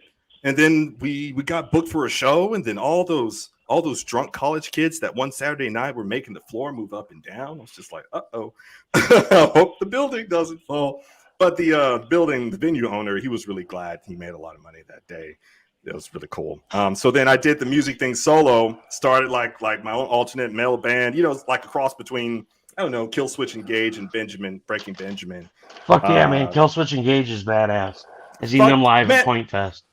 You lucky motherfucker. I mean, but like the good motherfucker. That's what. And Static X. Fucking seen Static X at Pop. Fuck yeah, man.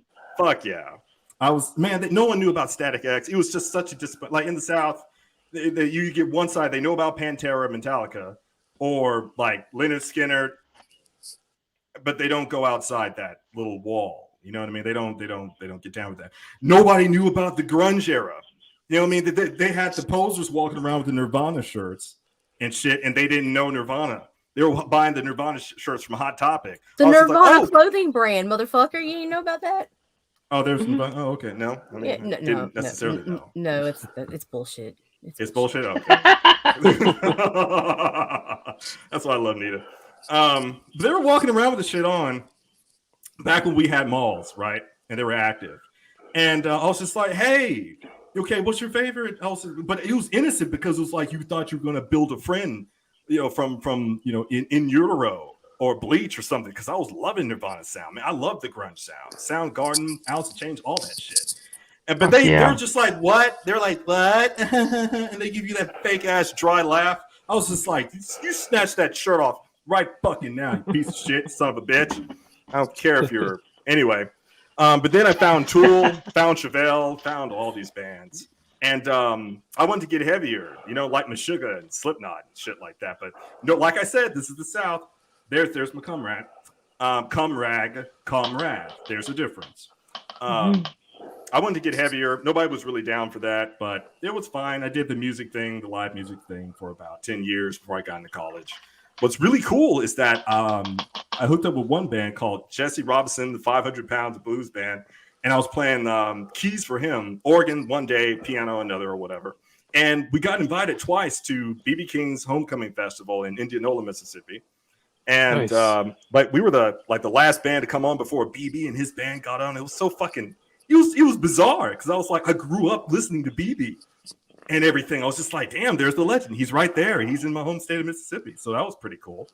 But then, after that and trying to avoid statutory rape charges from all the drunk white girls trying to offer me beer, I was like, my sister was like, you better get to college. And the guys on the set, and she was just being honest. She was already in nursing school because she had dropped the music thing.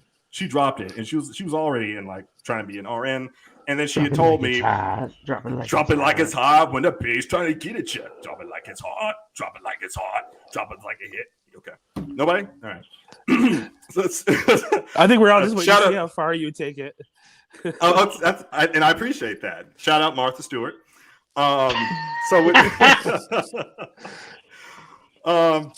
So when she told me, to get into college, at the same time, guys on the set were like, bro, you're always talking about this physics shit and this M theory and volcanoes and shit. You should be teaching people somewhere. You should be at a forum.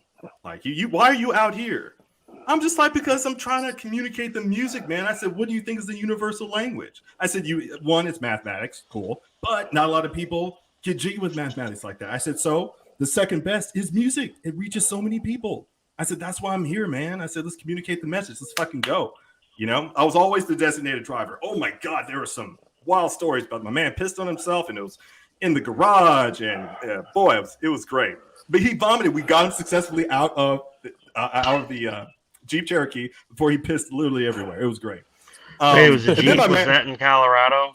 No, that was in Mississippi. That was in Mississippi. Now the story in Louisiana, because we were like Southern Regional Tour or whatever. We didn't have that much money. But one time he almost vomited in the van, so we got him out. It was the same guy. He always got shit faced. Like, it didn't matter where we went.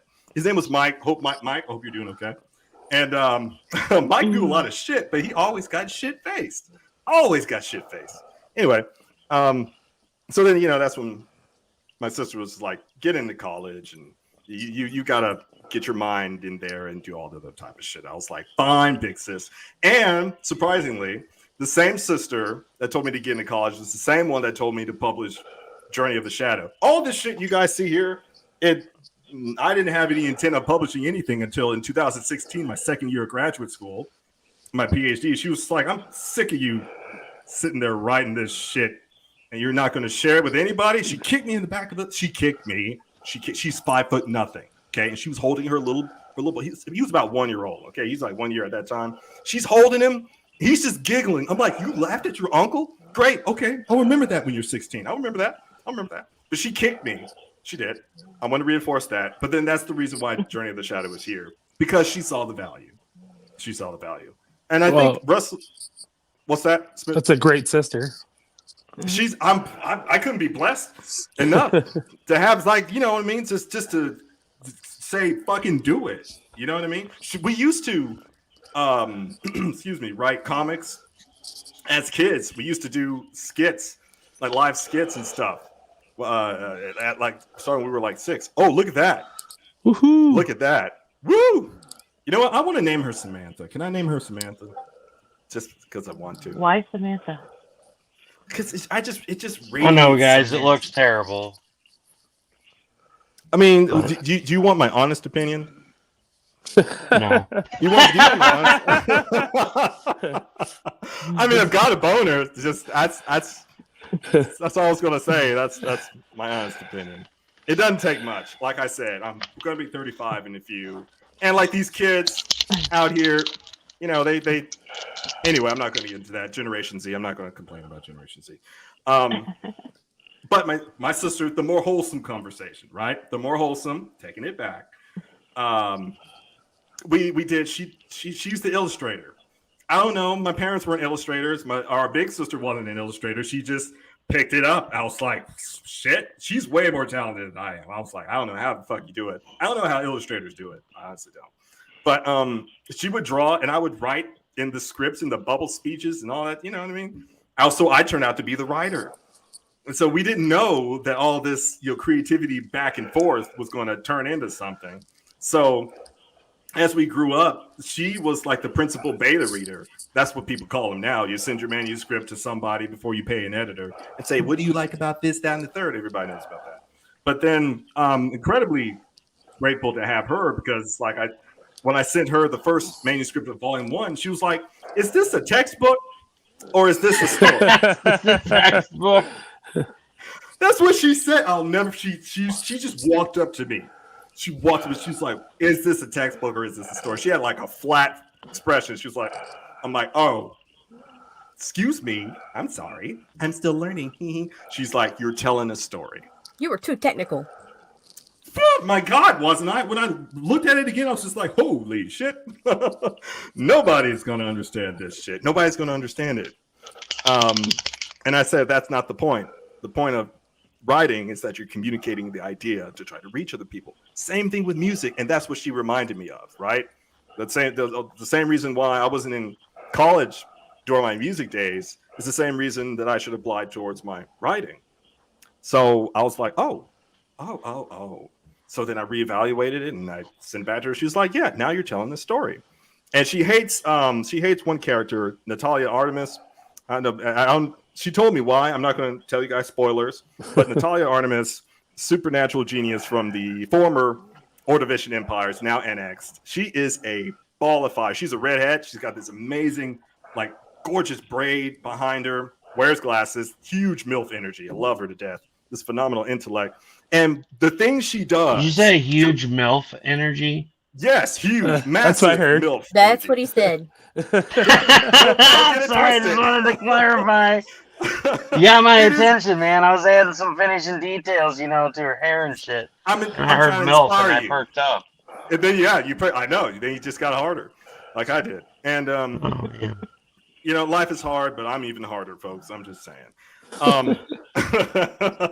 Sponsor, hashtag life is hard, but I'm harder. You know what I mean? That's my motive going to 2022. Go pitch your tent in another stream, yo. I'll pinch my tit right fucking now. You're not supposed to be pitching tents. You're supposed to be pitching books, motherfucker. Oh, Pitch your book. My bad. Excuse me. You are bad. America. Get the fuck out of my stream. Oh shit! I wasn't sure if you did that or if he did that. He's like, "Fuck you, then." Just like clicks out. Fuck you guys. I'm going home. I'm taking my frisbee with me. I'm taking my baseball. Yeah, he got Zuckerberg. All that bullshit he was talking about Zuckerberg, they just fucking flipped his ass. They just he fucking they assassinated him. He's gone. They stole his hot milfs off his wall. They're gonna fucking hang him. They're gonna be hanging in Zuckerberg's office. They're gonna be right at my door. They'll be like, "Excuse me, sir, you're the one that mentioned milfs earlier. We like to have a conversation." And there's like this train of black unmarked vehicles down the street and shit. I'm like, "Can you please, motherfuckers?" And you see it now, like fucking someone's gonna be at MIT doing a thesis on how to harness MILF energy. Universal with blackjack and hookers. Fuck yeah, that's what I'm talking about. Oh shit.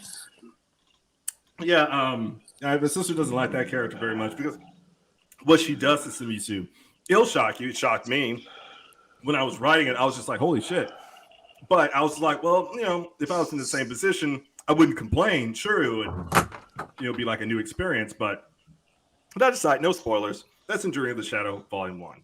But the character that my sister really likes is First Lieutenant Arlette Salvatore, the elf that I had to put in the story. Why did I have to get an elf in the story? Well, if you guys are familiar with Hideo Kojima, he's a huge influence. Who hasn't he influenced, for God's sakes? Man is a genius. And growing up, that's the Metal Gear Solid guy, right? Yeah. Damn straight. After I played Metal Gear Solid, and then I was waiting for Sons of Liberty that came out on the PlayStation 2, he introduced a character named Fortune. Fortune was this gorgeous, like melancholy, strong, and she had these supernatural powers. And I was like, I have got to get a character, something similar, but she's probably going to be an elf. I said, let's make her an elf. And I came to that decision she was going to be an elf. I said, why not? This is like, Star Trek. You run across the galaxy, you see different, type of humanoid species, et cetera, et cetera. I wanted to mirror that concept. But First Lieutenant Arlette is loosely based off of Fortune in Metal Gear Solid 2. So I'm going to just lay that out right now. But this is her favorite character. One, she has a very bubbly personality. Like, she has a bright outlook on things, but she has a different side. One that has to be triggered, I suppose. There has to be a catalyst. And wouldn't you know who's the catalyst? That's our boy. He doesn't know it. That's the fun part. He doesn't know he's the catalyst. So you have to watch this disaster of him not knowing, and this train is out of the yard, the ship has sailed, and it just keeps escalating. The way you talk about your stories and your characters makes me just want you to read the books to us. You know what? I tried doing that. I mean, I want to read your books right now. Like, I want to stop, and I wish I had your book right here. I'd start reading it, but I appreciate that. No, like, yeah. See, he tried that. He started an OnlyFans where he would call people at night and read the story to them. And then that's what I was trying to, But he was. What it was Disney. He admitted on my live stream that he was. Russ, I didn't want to mention it, but he brought it up, so now I have to own it. Yeah, this whole thing with Disney and the large slong and that sort of thing. And there was like Wesson oil. It got bad. But look, Russ, we settled out of court for $5.69. Okay, so hey, $5.69 due to inflation. So Smithers, what do you think he's doing right now? He is reading the books to us. That's what it feels like. The way you just talk about how much you know your characters and how crazy they seem, and they're in your head. Like, you just talk to them like they're your friend, they're your friends. It's awesome. Thank you. You have to be a little crazy to be a creative. You know what I'm talking about. But you embrace it because people, they want. And I would say, especially nowadays, that you see so many recycled things, so many cookie cutter things on the conveyor belt that's just forced down our throats, whether it be in music or cinema or whatever. There's so much, how do you say, non-substance. It's so superficial. that if you try to dig for gold, that you're going to be disappointed. So I'm not saying that for everything or everybody, but I'm saying there's a ubiquity of it. There's definitely that like nostalgia feeling for everything. Like they want to just create that feeling from that same movie or that same song. Like all the songs, like pop songs today, just all sound like the same song. Yeah, it's terrible. Oh, I tell you, it's horrible. I mean, if you wanted to torture anybody, just throw them in like Smith County Jail here in Mississippi, and throw on the Pop channel. That's it. And you torture anybody. It's bad. Like I don't.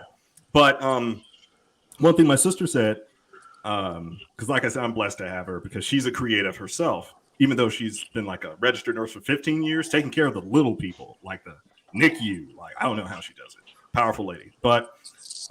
She told me, she said, yeah, the characters are a part of you, but you share those characters with other people. And so when I talk about them, yeah, they're extensions of myself, but I want to mention them with respect to like, Suzuka one day, she had this realization that she was scared of Sumisu. I'm not going to reveal the reasons, that's spoiler, but it lets you know that even though she's a fucking princess, she is the brass over the whole Devonian Empire military. Like she's the lady that led the charge on conquest that took over certain sectors of the galaxy. But then suddenly one day, for whatever reason, not going to mention it, she runs up on Sumisu, witnessing his phenomenal powers that maybe he takes for granted. And then she's like, what the fuck is this? Same question. Look at that. Samantha's looking good. I'm just saying. I'm just calling her Samantha from now on because that's what radiates with me. Samantha. I like her. All right, well, that's done. Who's that for? Antonio. Nice. He's been having a rough patch. So I thought maybe if I send this to him, it'll cheer him up, even though it's really shitty. Oh, it'll cheer him up. It's going to cheer him up, my friend. It's going to cheer him up. Like, it's the kindness. I think it was Mark May. We were just like Nita was saying earlier, we're just trying to share stuff because it's free to do and it's kindness. Right. You know what I mean? And we know the algorithm is against us. We know the conditions of social media platforms. For sure. And Mark May, it's a phenomenal both artist and writer. He was like, man, why are you so nice? I said, well, unlike this inflation, being kind is literally free. It doesn't cost you anything. You say, well, what about my time? My God, look what you're doing with that time. People are going to remember that act of kindness. You want to build a reputation? Start with kindness. Damn it. It's literally that simple, right? So I guess I was trying to parallel this. Turn on the Pop channel, the kids pop. Ooh, stop. No.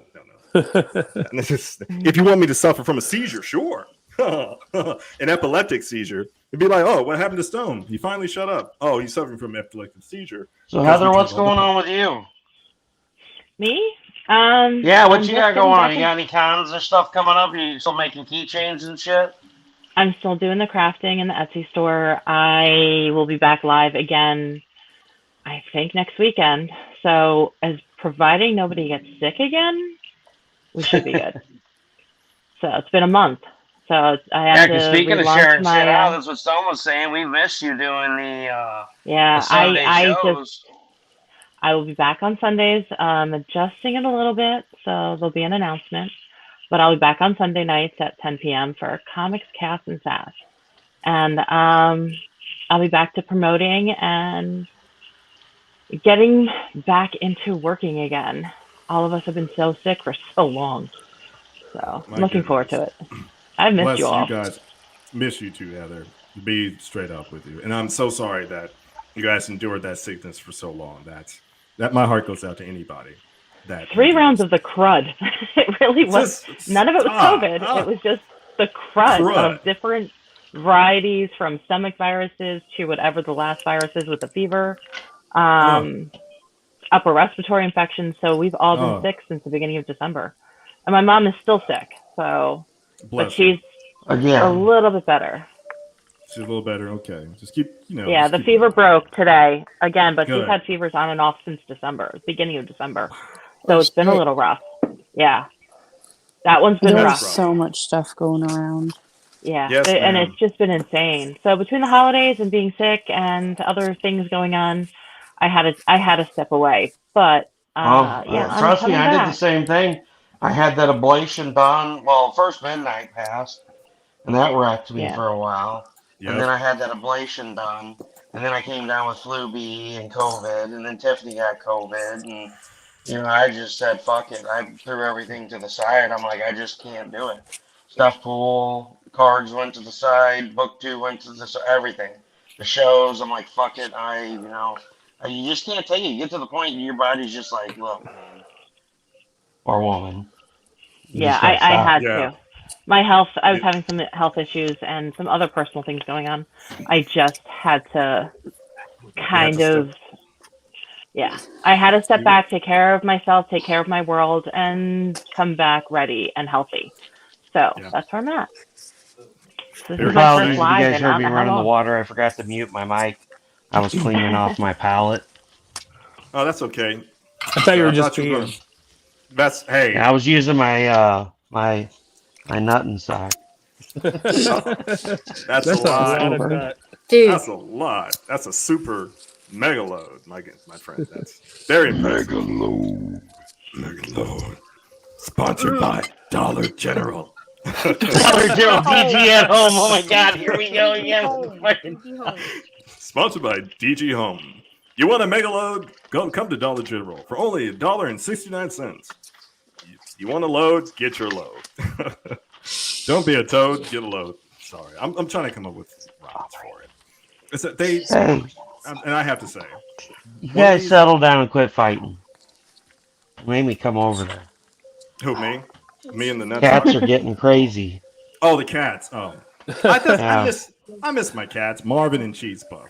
They're older now. Help me. Cheese Puff. Cheese Puff. Yeah, that's what my niece named her. That wasn't my decision. She named her. No, I'm not dissing. I just want to make sure I heard that right. That's a cute name. It's adorable. And then they named her kids like after cheese, like Cheddar and what was it? Swiss. We had another one. She had like that's 8. awesome. She had 8 kittens from Marvin. His name's Marvin Cease, and Marvin doesn't like many people. I mean, cats, right? But Marvin especially, like we had this bond. Like if I was sleeping, Marvin would just go meow, and he would wait for me to look at him. Then he just hop in the bed and just get in my face. He's not hungry. He didn't want anything. He's just like, dude, you need a cuddle buddy right now. I was just like, okay, Marvin, let's handle it. And then Marvin hops in the bed. He doesn't do that with anybody else. And so my sister, Marvin and Cheese Puff are in North Carolina where my sister is, the same sister. And she's like, why don't you come and get your cat?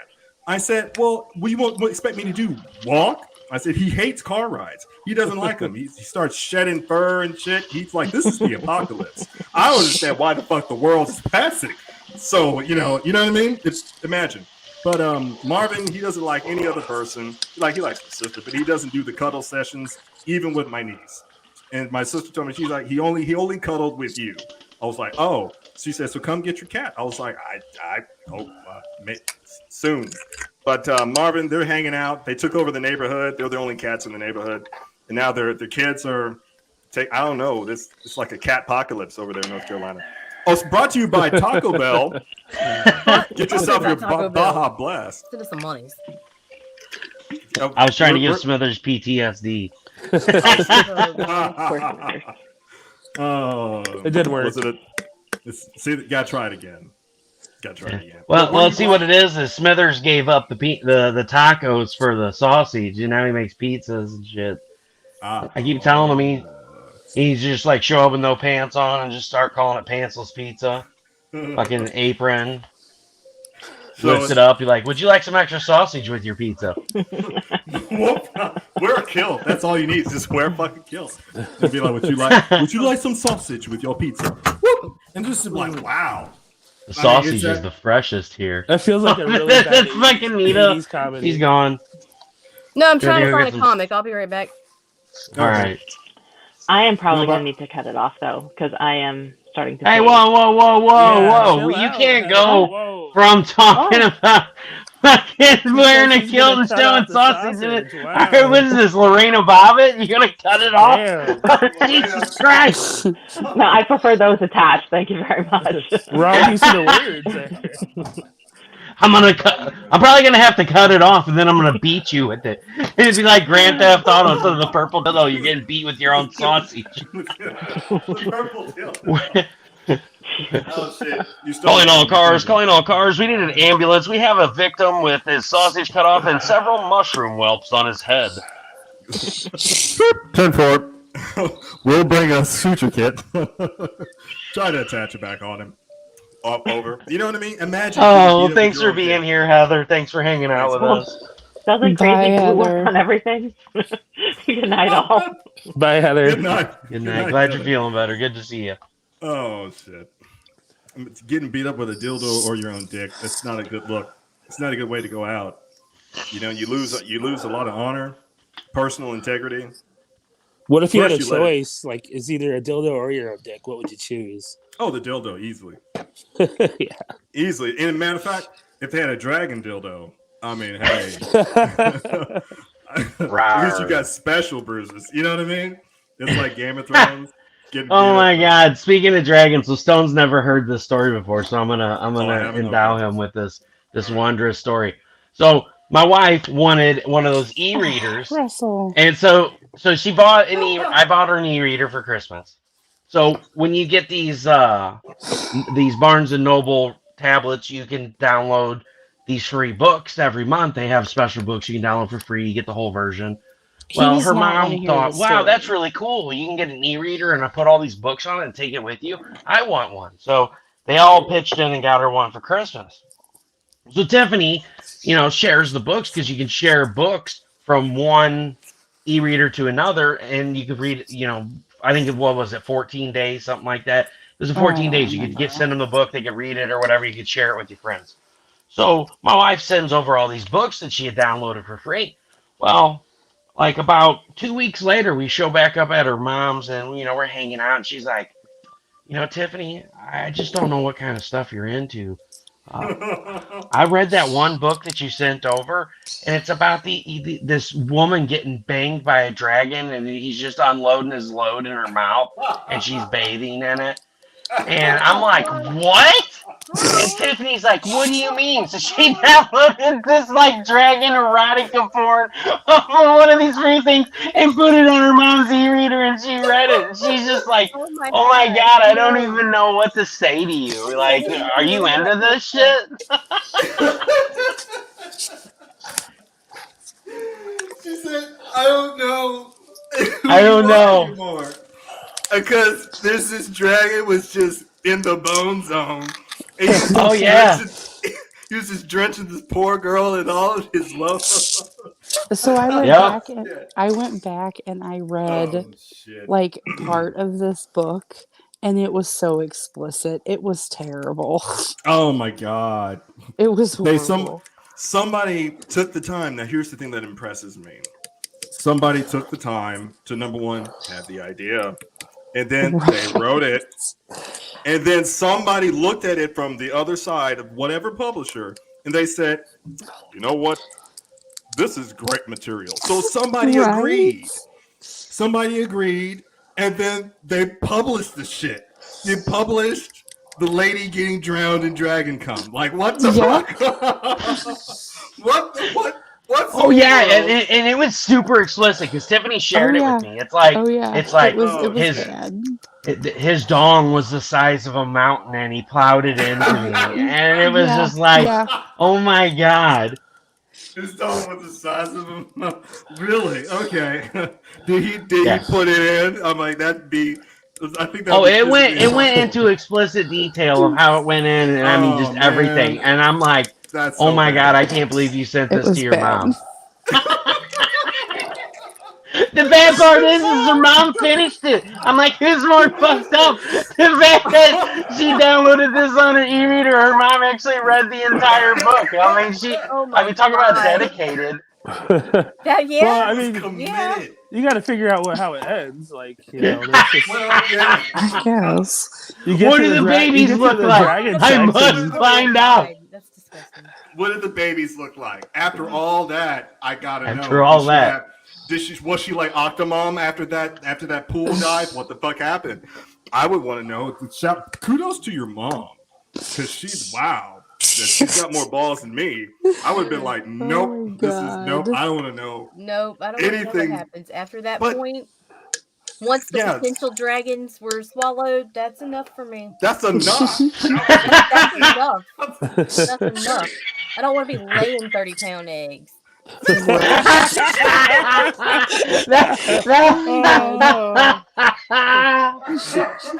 my god. Oh shit. You people are raunchy, you know that, right? Oh, hey, you love it. You're the one that comes here for the chaos. I mean, come on. Right? We're just come on. Look at wait, everybody. Look at the name here on the screen. Nita at creating chaos 24/7.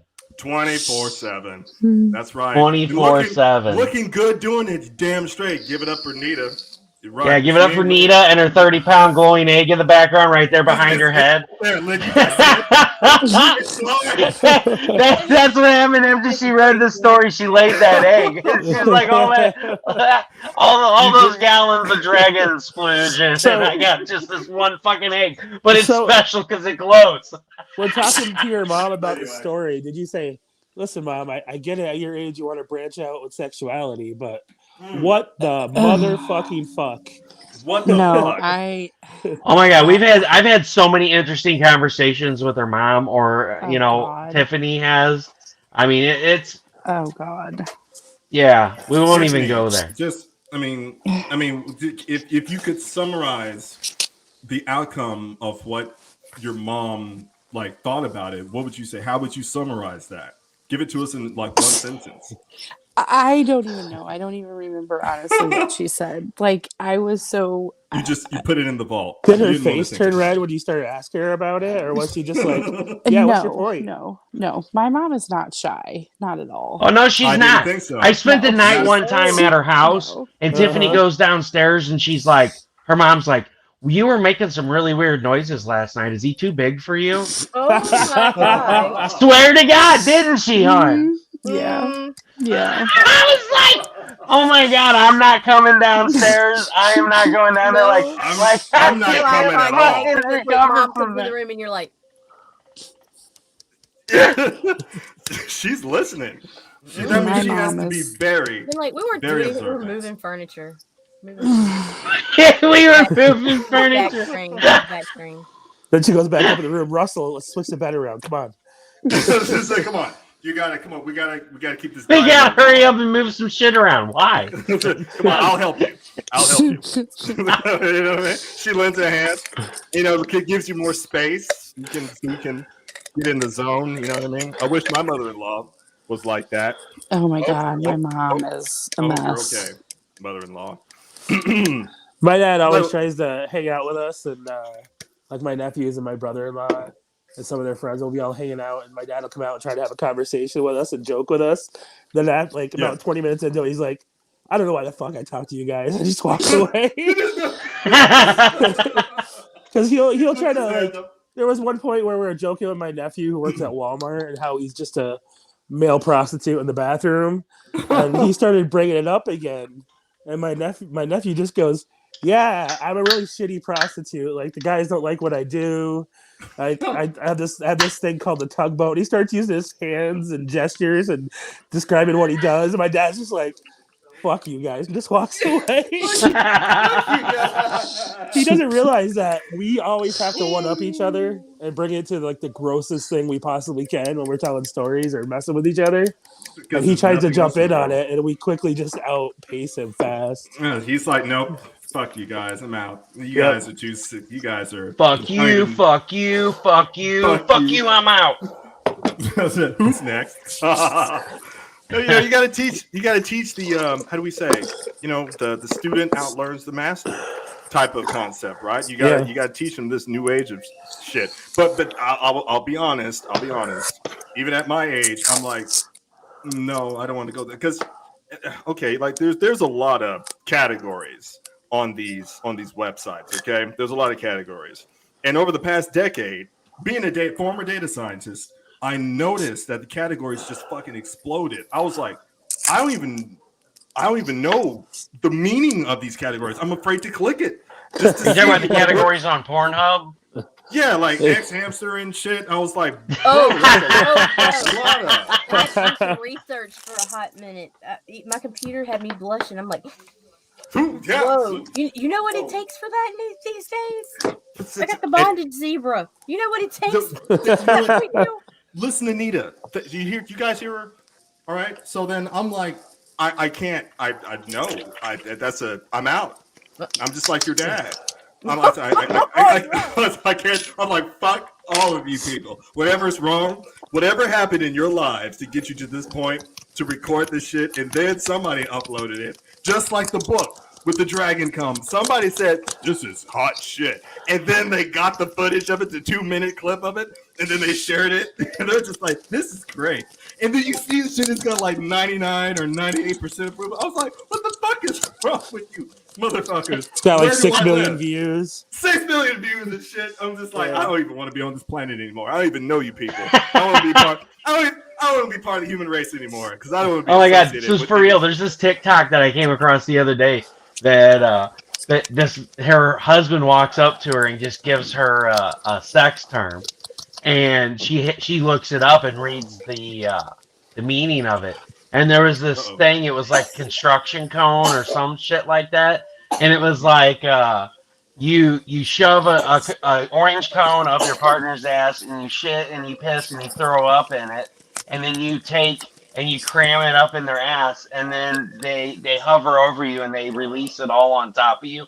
I don't even remember what the name of it was, but I'm like, for fuck's sake, who came up with this and who has actually done that? That's gross, but like, this is how much it's escalated.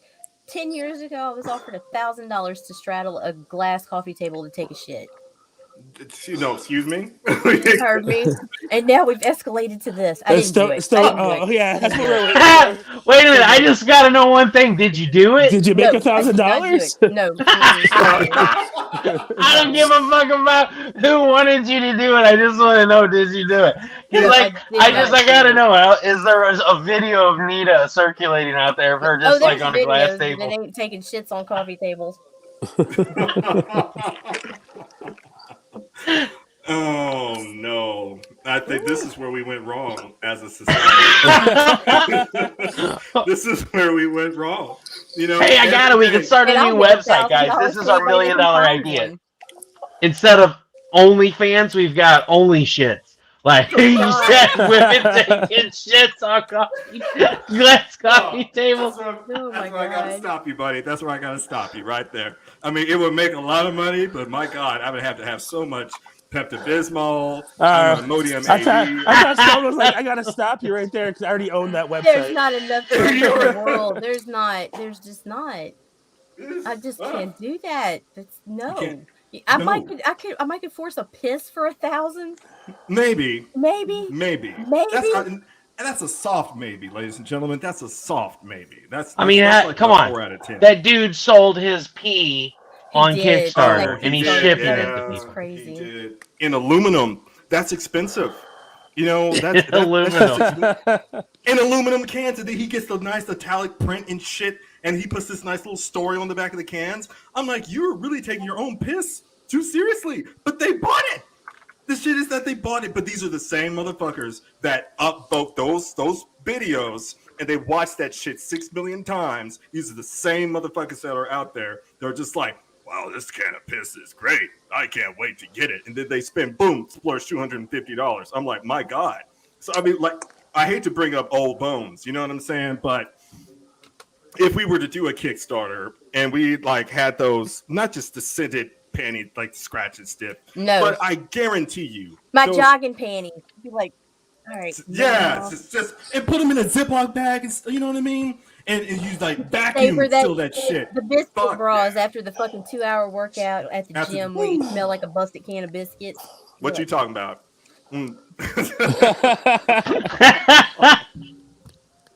She did the demonstration. I like the demonstration. Nita, for the love of working God. for it. That's what it means. That's what it means. Yeah, we vacuum seal the panties, and then you get them, and then that's the first tier is $100. Those motherfuckers will, man. They said, our campaign was fully funded in 6 minutes, bitch. We'll be fully funded in 30 seconds. Oh yes, fully funded. I mean, fully if we, funded. $10,000. We launched by the time it pops up on the screen. It's funded 1,000, 20%. 1,000, and we got the people. They're fighting over. I was the first backer. No, I was the first backer. Yes. Because we've got this additional. No. See, we got to make that a stretch goal. And what we do is we have Nita cut her like 2-hour workout panties into like little strips, and you put them in like those little quarter sacks and shit. Yeah, it's like a little dime bag. Like, if we get to 20,000, you get a dime bag of 2-hour workout panties. And you got this guy at home, he's opening up and he's like, he's like, yeah. The little triangle part, those have to be more. That's a special tier for the triangle part. Tiffany, you want to pack that shit so bad? Nita'd have to work out for 300 days a year, like straight, or do 5 workouts a day. No, see what it is Nita will wear like 5 pairs of panties every time she goes to work out. People are gonna look at her. Her pants are gonna be bulging. She's got like this outline of underwear. People are like, is she wearing the pins? What the fuck is that? They're like, no, I'm trying to keep that 30-pound egg in. It takes a lot of underwear strength to hold that shit. Life goal, Rose. Life goal. Oh my god. Shit. Oh man, I can just see it now. C comes walking in and like Nita's cutting up her workout panties, and she's like, "What the fuck are you doing?" Like, don't ask questions. She's got like a whole box full of dime bags of fucking cut up panties. And I can just see it now. We can add a tier where you can buy a fucking Corona mask that's got a little pouch in it, so you can stick your panty hole. We increase people's mask wearing. We increase that shit by like 3,000% if we did that shit. What's that little pocket in your mask for? Oh, that's for panty strips. That's for panty strips, bitch. Oh shit. We do a Kickstarter every month just to re-give them the panties, like give their stock back. So they have new panties smells. We had to cosplayers. They would be down for that shit. These e-girls, these e-thoughts, man, we can expand this business. I mean, y'all heard about the lady that was selling her farts. Or bath water. Oh my god, bath water. They're selling farts now. They're selling farts now, Nita.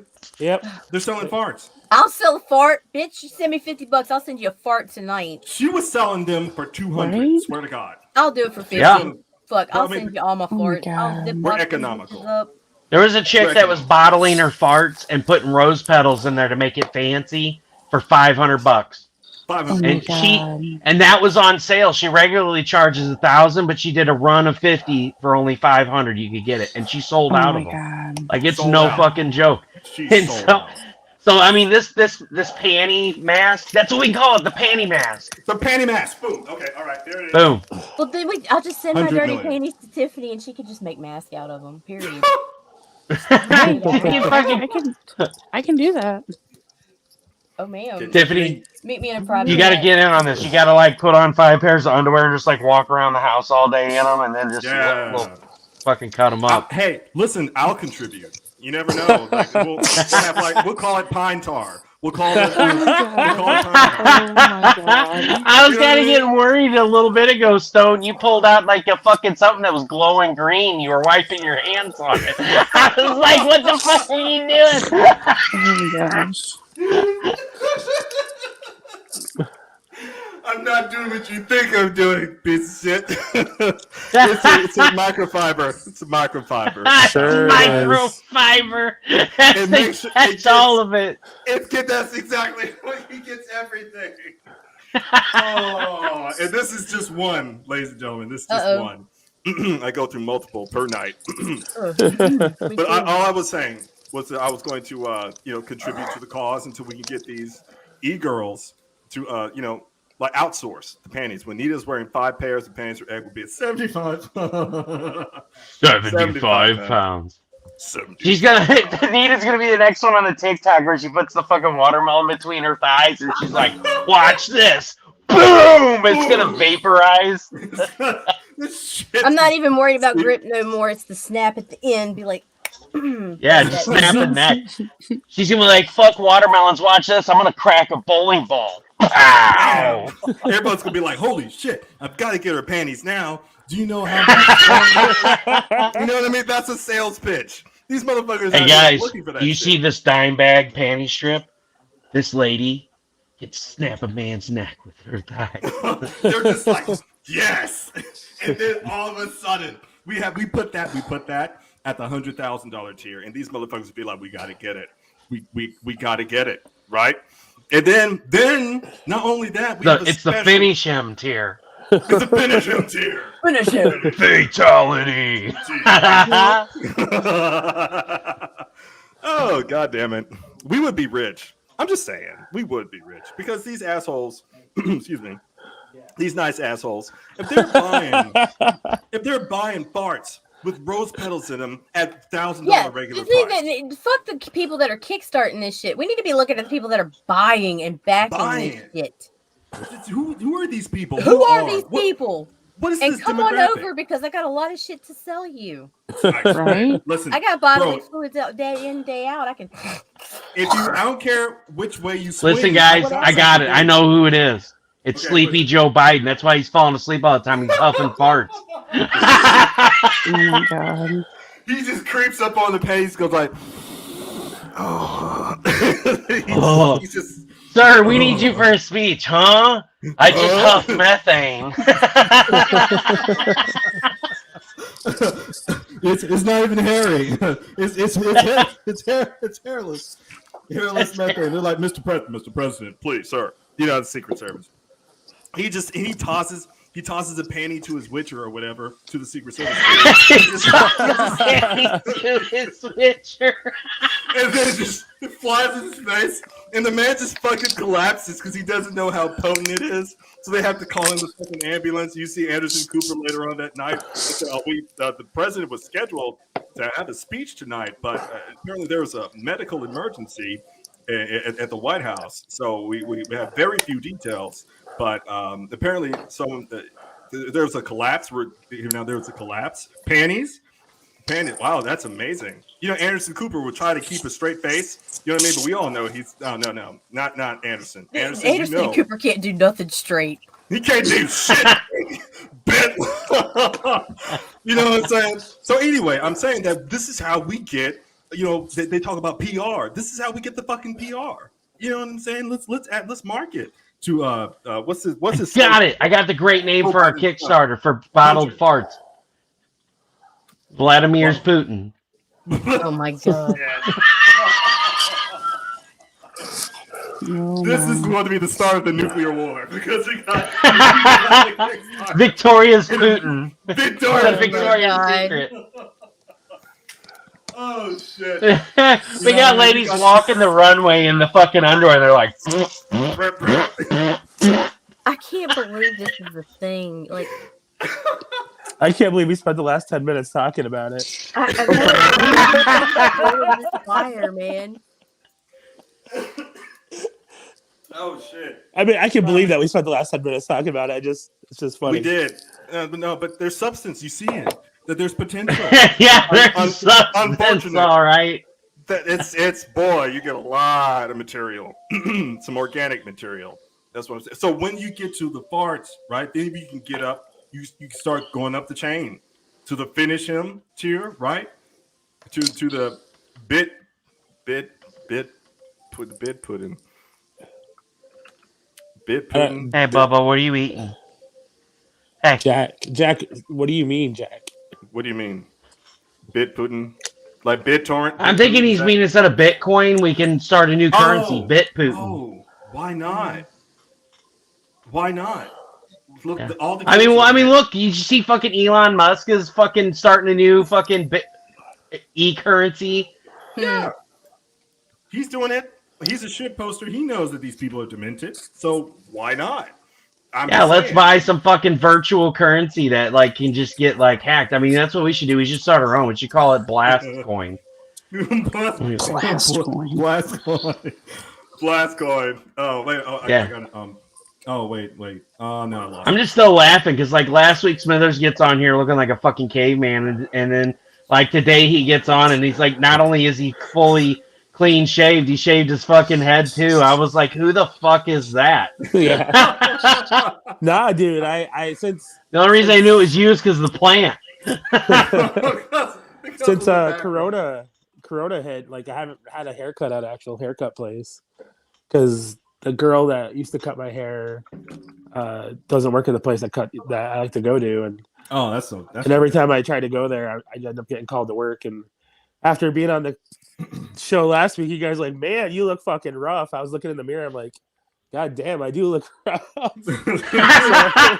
That's why you got on the show. You had to go look and see, Sunday like, night after I got really look that bad. I just shaved my head. It's like you look good. We can use you as a model, for the Kickstarter. You know what I mean? Yeah. We're gonna sell Bit Putin. Bit Putin. Oh, you're gonna be the face of Bit Putin. Yeah. Oh, fuck Putin. Yeah. You know how we have Eisenhower on like the $50? We have an Eisenhower $50. Mm-hmm. There you go. You're the face of the Bit Putin. Imagine you just floating everywhere on Twitter. Yeah, just imagine you got like this coin and it's like hollow and it's got poo and poo gas inside of it. Like I'm a millionaire. Oh yeah? Well, I got 1,000 Bit Putin. That's a bitch. I got what do you got? You ain't got shit. You ain't got shit on me. But you can if you go up to the $200,000 tier. You can get all you can. Literally. You can. Yes, you can. Like Obama said, yes, we can. He did say it. And Biden was with him. Change. Oh shit. He's gonna give us the Bit Putin check. The Bit Putin check.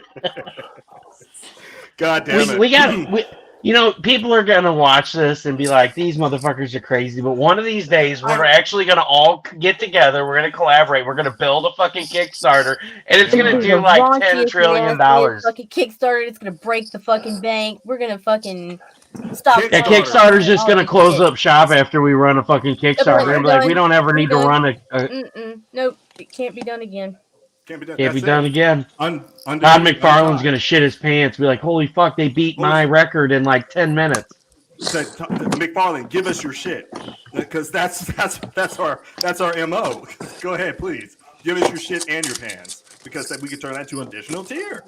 Hey, everybody likes different clothing items. You know what I mean? We can have panties, boxers, pants. You know what I mean? Whatever you want. You know how people have different covers, variants, and shit. Okay, so we have different color variants. We have different clothing items. You want piss on your panties? Absolutely. Want piss on, Levi's jeans? We got that too. You know what I mean? I got it. We can make an action figure. Rod McFartlane. Rod McFartlane. We're still. Oh, by the way, we're still talking about it, Smithers. We're knee-deep. Smithers left. He said, "I'm out." It's been another 10 We're minutes. gonna grind this to dust, Smithers. Smithers. That's fine. I don't have a weak stomach. It's fine. I mean, look. What happened to our face of Bit Putin? He disappeared. He's the star. You're automatically the star, my friend. Yes. I'm just looking at the new book I just got, and look at that! Oh, show us. Oh, look at that. We got to expand. Thank you. Wow. Oh my sweet merciful heavens, that is gorgeous. That's nice. That is gorgeous. I'm not saying I'm jealous, but I'm just saying. I'm doing grabby hands right now. There we go. I'm just like. That's why Stone's always standing during these interviews. So he can just. Yeah. I wonder why the dude never sat down. Because I don't have a chance. Everybody's YouTube channels. I mean, well, I'm not trying to jizz on everyone's videos, but if you want to get to that tier, $150,000, you can get a combination of the super potent panties with some jizz. It's like I said, it's an add-on. We can have like jizz panties for like add-on, Russ. You know what I'm saying? Because it's those people who have their preferences, right? And today's generation is all about preferences. If you don't address them by the right pronouns, you're going to jail. So we should mimic that and just use that to our advantage. My God, do you know how many people will reach? They'll be like, "Oh, this is shit." He's got the microfiber cloth again. Every time you see this, I just a little bit. I'm just saying. Oh, Jesus Christ. Oh, I feel bad for anybody who's going to watch this. They just pause and be like, I can't stand it. You're Tiffany, welcome. what are you working on? Tiffany, yeah. Russell's like, no more poop talk. Let's just go to Tiffany. Way to put me in the spotlight. So, snow globe tumblers. There, now you're in the spotlight. Yeah, she thinks. Did Russell drill the hole properly this time? No, he melted the hole. Actually, Russell's got a new technique. He melts holes now. Yeah, I built up too much friction and I melted her hole. Yeah. God, shut up. Happens to everybody. Hang on, let me put a piece of tape on it so I can flip it over.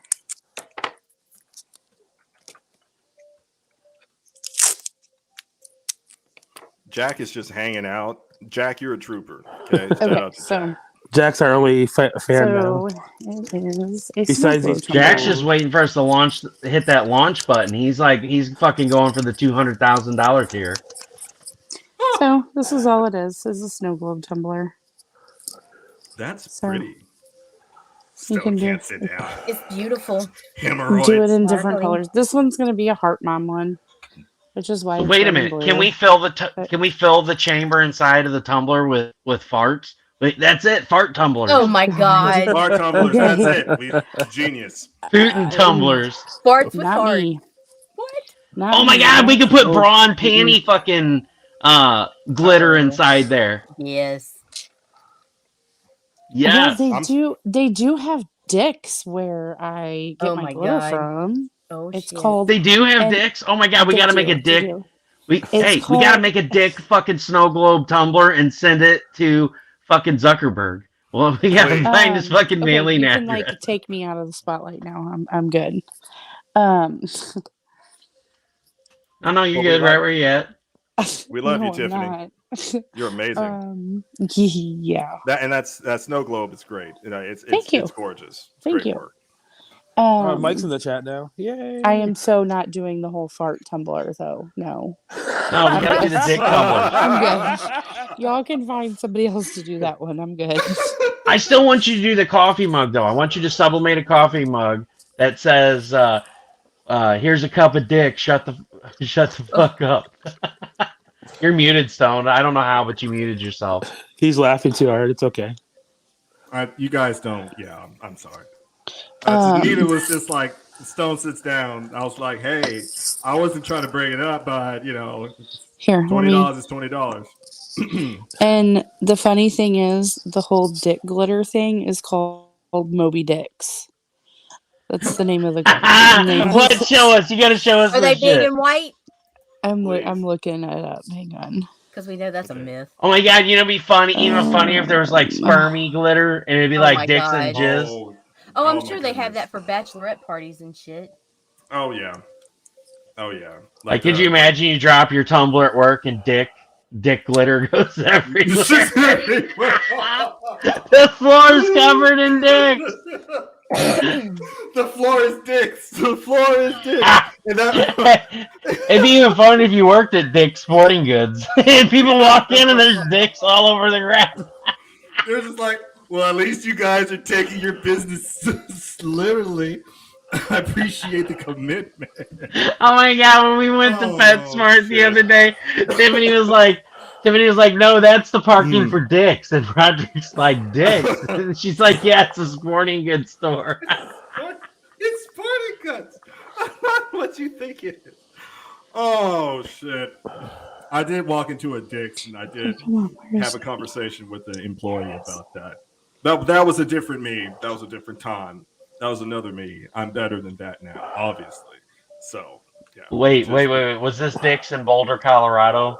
Yes, it was.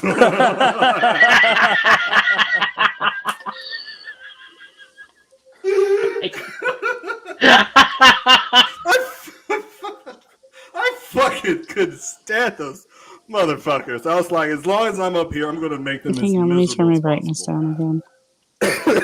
Excuse me.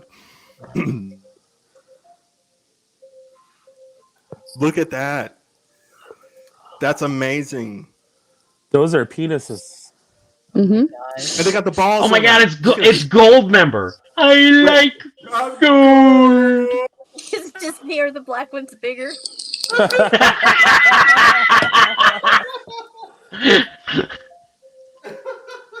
Some are diseased. Oh shit. So judgmental, Smithers. They all look different. I understand you haven't different. seen as many, but yeah. They have. Don't judge these people. No, I'm just talking about the green and yellow ones. I mean, come on. Oh, that's gonorrhea. Yeah, that's what I'm saying. It's it's actually. It's got a syphilis. You know. They don't even make a fucking antibiotic for that. They don't. They don't even. Tiffany, what did you say? It's a hollow what? It's holographic. Oh, okay. I want to do something with this one too. Well, let's fucking go for it. This is the beginning of a Kickstarter right here. You guys ever watch that show? Middle fingers. There it is. I fucking love it. Smithers, you were saying something with that one. You ever watch that TV show Shameless? Wasn't that on Showtime? Yeah.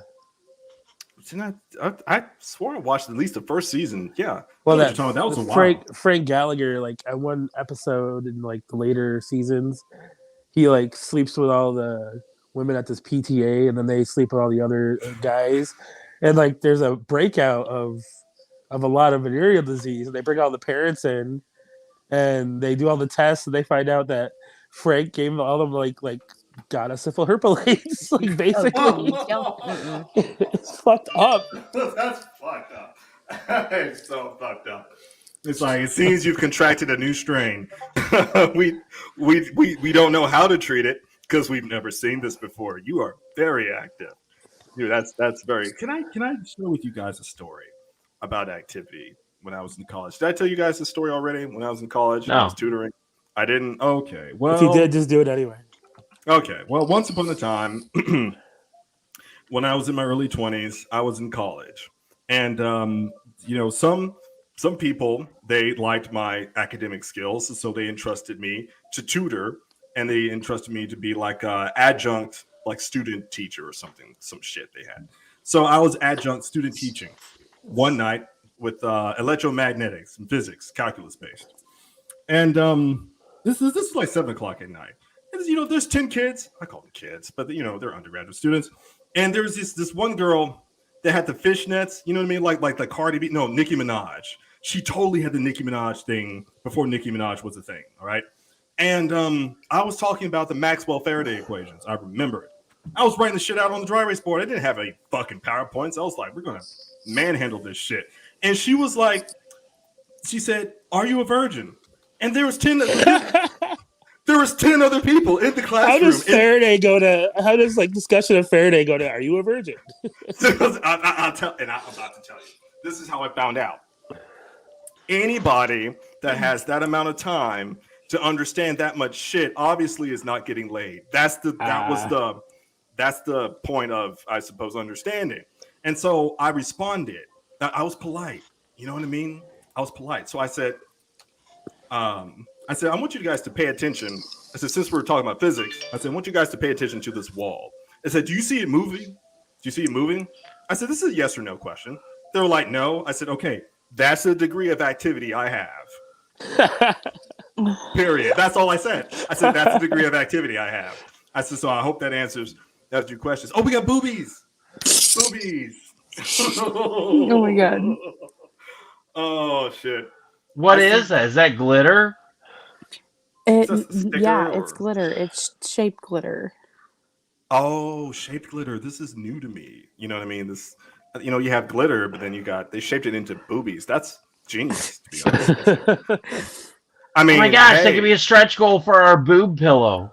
Instead of the royal thiness, we could fucking do boob tumblers as like a stretch goal. We hit 100,000. Everybody gets a boob tumbler. Bumbler. We'll call them bumblers. Boob tumbler. Bumbler. Here, hang it's on. Gonna be depraved. They have these too. Yeah. We just need to get all the dirty glitters in one tumbler and shake them fuckers up.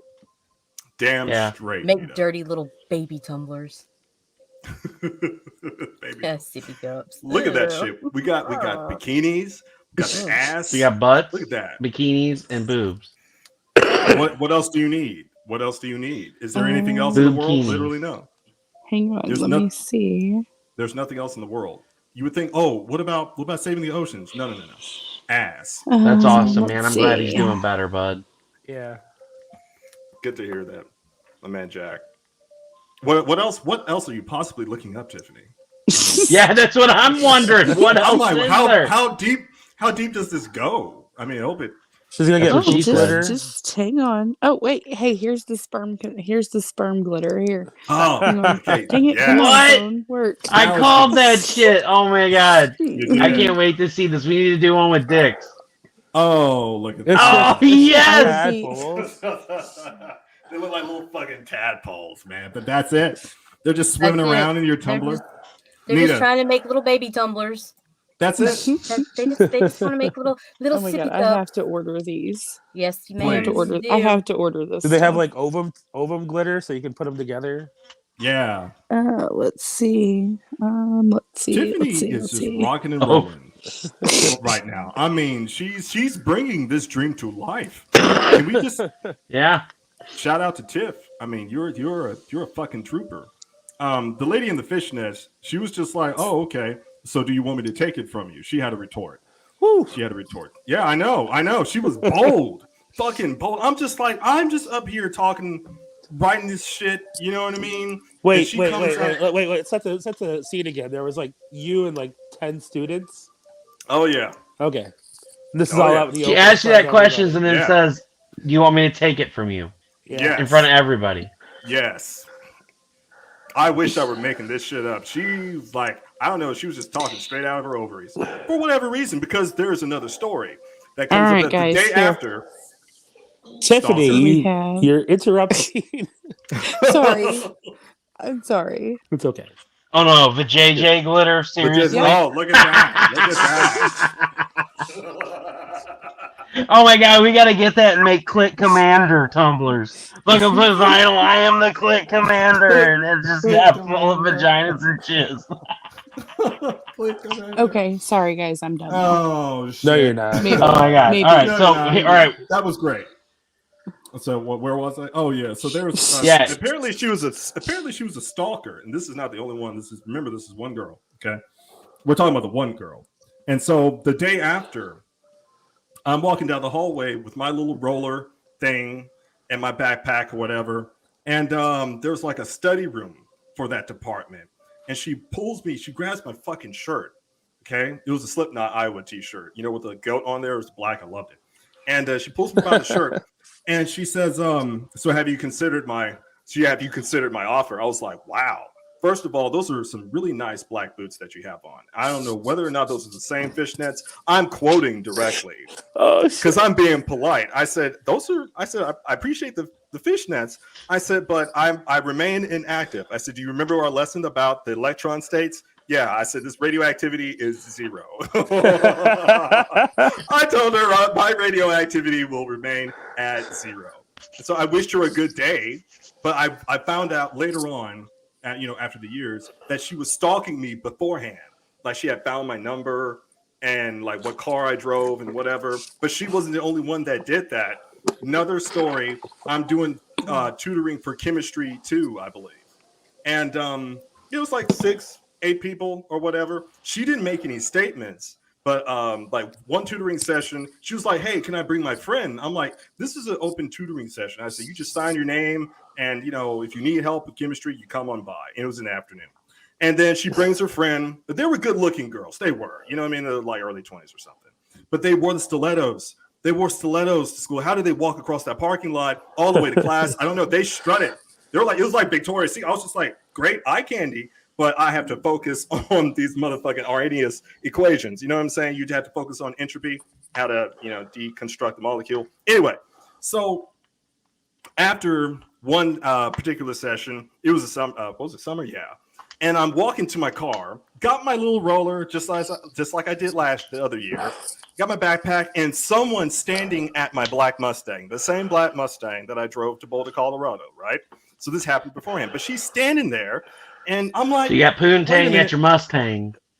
I got Pootie Tang at the Mustang. And first, I stopped because, I was like in a little bit of shock because I said, okay, maybe, because I was trying to give her the benefit of the doubt. I said, well, maybe she's waiting on somebody to pick her up. I said, but she's leaning against the vehicle. She's leaning against the vehicle. I said, so obviously she's not waiting on anybody else except yours truly. It is 5:13 in the afternoon. It's 93 degrees outside. What are you doing? She was just like, I just want to let you know that I'm watching you. I was like, I didn't know what to say. First, I was a little tired. Second, I had just got through teaching something. Then I was like, oh, I didn't know what to tell her. I was like, well, thanks, I guess. I said, well, should have asked her if she was a private eye. Are you a private eye? No, I was too shocked. At this point, you know what I mean? Because I didn't expect. She wasn't a private eye. She was a whispering eye. She was the private eye. You know what I'm saying? Yeah, she was waiting on somebody to pick her up. She wanted Stone to pick her up and put her against the wall. So what you talking about? But she didn't. She didn't get in the car. She just wanted to let me know. That was the first. I don't know what you call it. Whatever it was. She walked away. I didn't watch. I didn't know what car she drove, but she figured out my car, my phone number. I didn't put my phone number on the sign-in sheet or whatever because you just need my email. All of a sudden, I'm driving to Zaxby's. 17 minutes later, swear to God, I get a phone call. It's her. She was like, well, hello, Stone. I was like, who is this? I was like, could you please repeat your name for the court? Because I was trying to crack a joke and said, try to get human on the other side. I forget her name, but she was like, you know what, Stone? She was explaining how well she was stalking me or something, that I needed to accept some sort of invitation. I guess that was the nature of it because I was in the middle of ordering my Zaxby's. Remember, fried chicken. Okay, you remember that? All right. So I was trying to order some fried chicken and she interrupted me. So how dare her?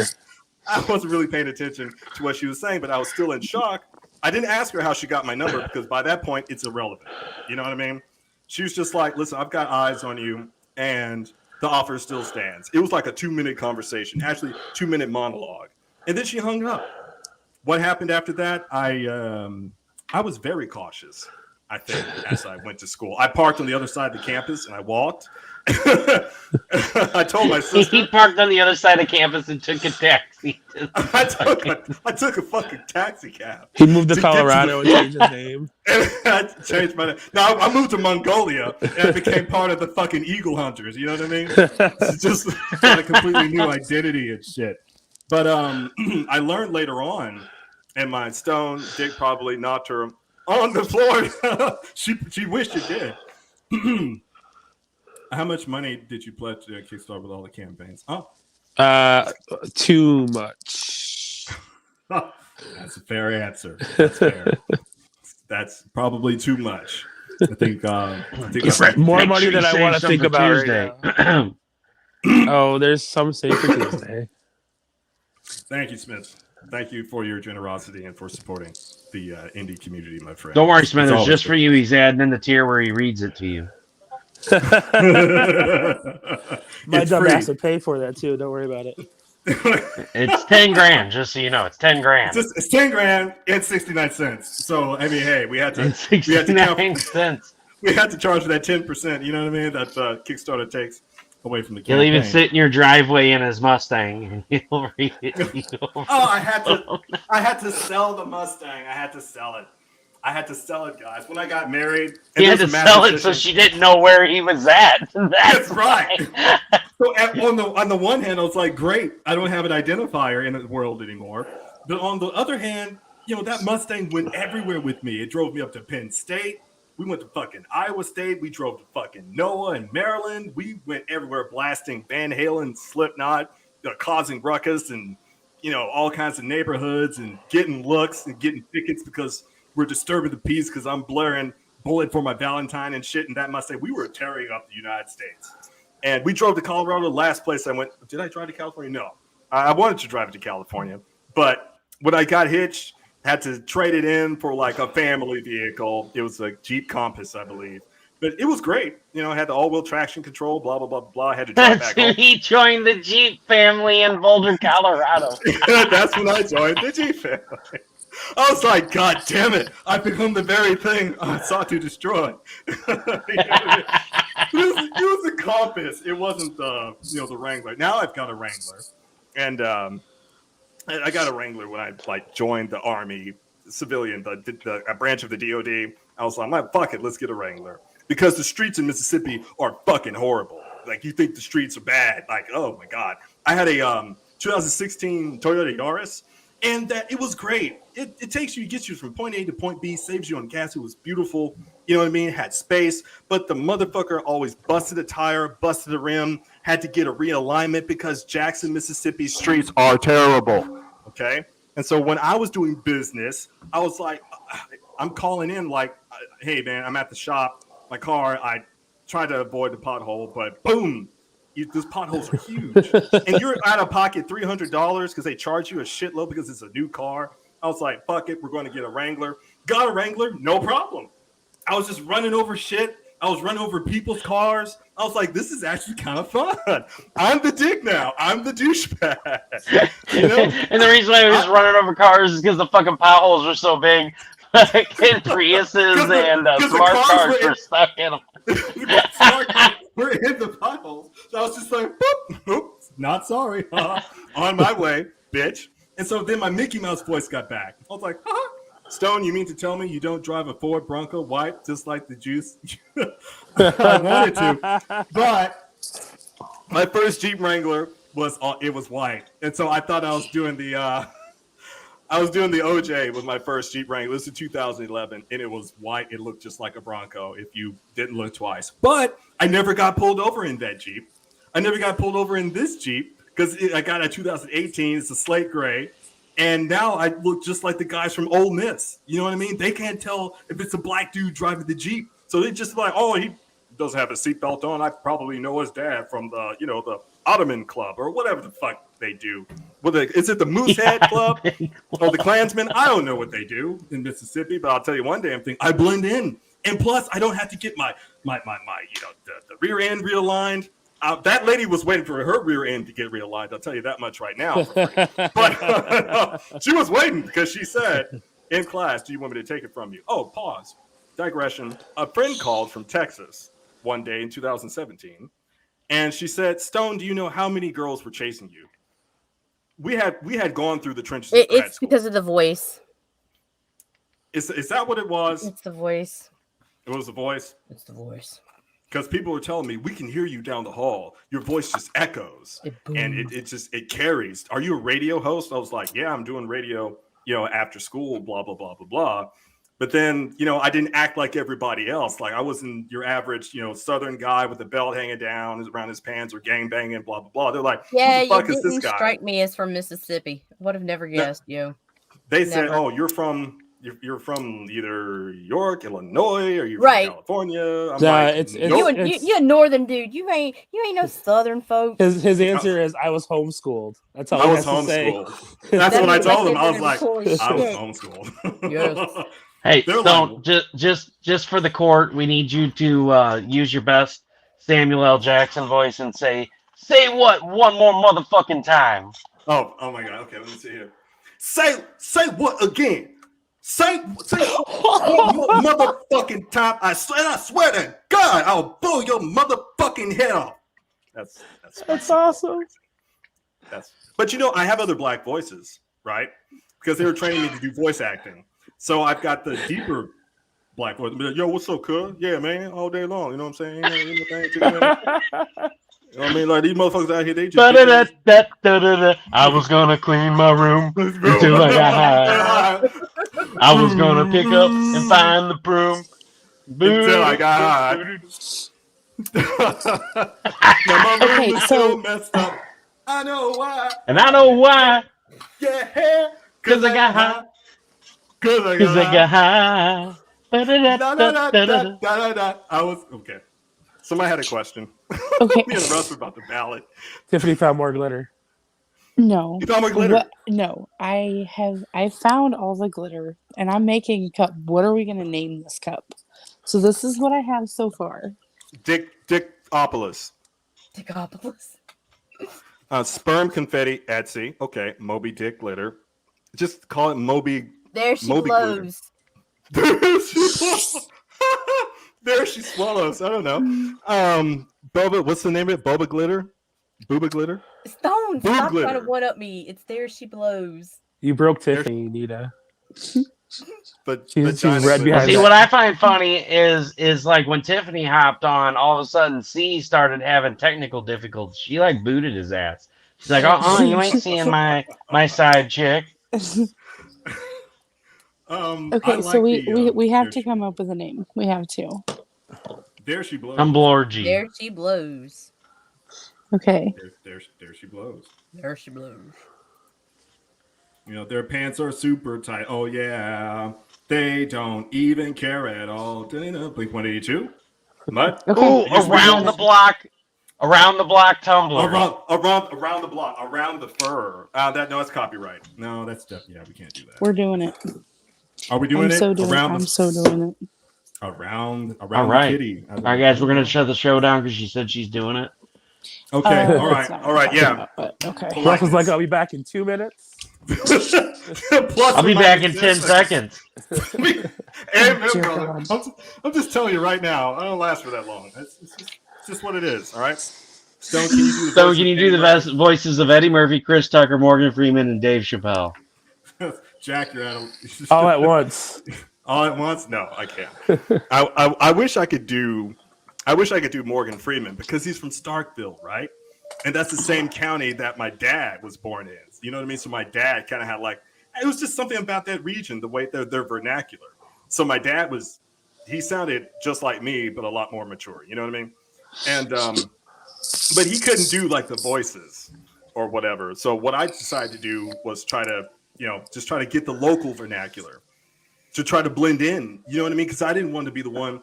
Once upon a time, I stopped through Compton, California. Yeah, that Compton where Friday was filmed. And I stuck out like a sore thumb. And my fellow brethren were looking at me with this guy with this plaid shirt on with these pencils and shit. Like, who the fuck is this? Right? And so one gentleman, he approaches to be like, man, you know where you at? I was like, yes, sir. I'm in Compton. He's like, all right. Just keep your head on swivel. Know what I'm saying? I'm like, thank you for that. I'm like, thank you for the warning.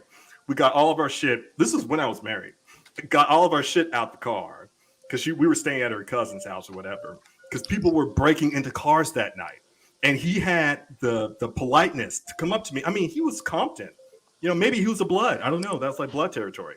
And he was just like, man, you know where the fuck you at? I'm in Compton. So at least I wasn't in Camden, New Jersey. But anyway, I learned to adapt the vernacular. Fucking Camden. I know, like fuck that. Like when I went to Princeton, they told me straight up, don't detour through Camden. Just don't do that. I'm like, what? I don't have a reason to. But now you've got my interest. Can you also do Denzel Washington? My man. My man.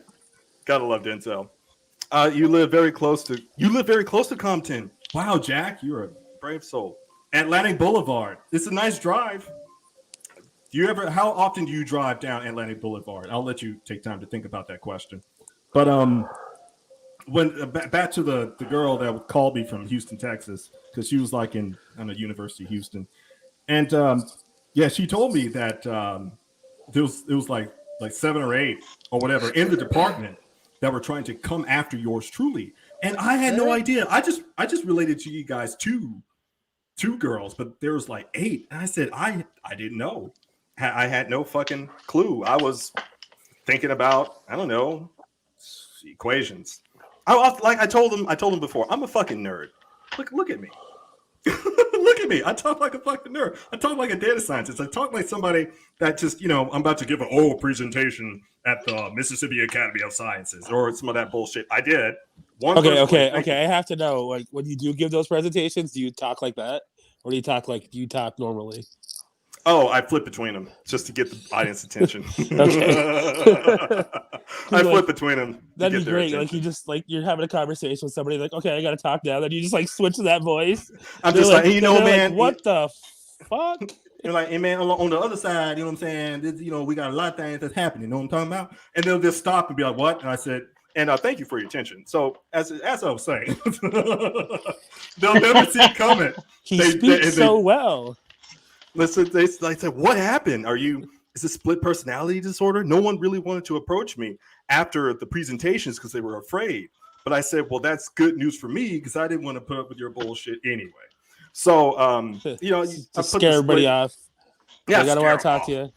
It was great, but I couldn't scare the hose off. Apparently, I wasn't good at doing that. Thank you all for coming to Compton to my great speech that I'm about to give here.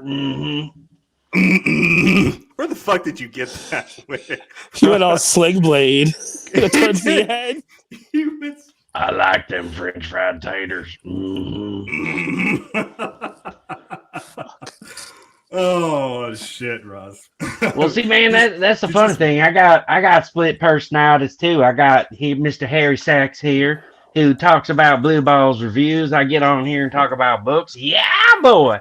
You ought to tune in one time and see Harry Sachs for Exploding Blue Balls reviews and see how many Exploding Blue Balls each book gets.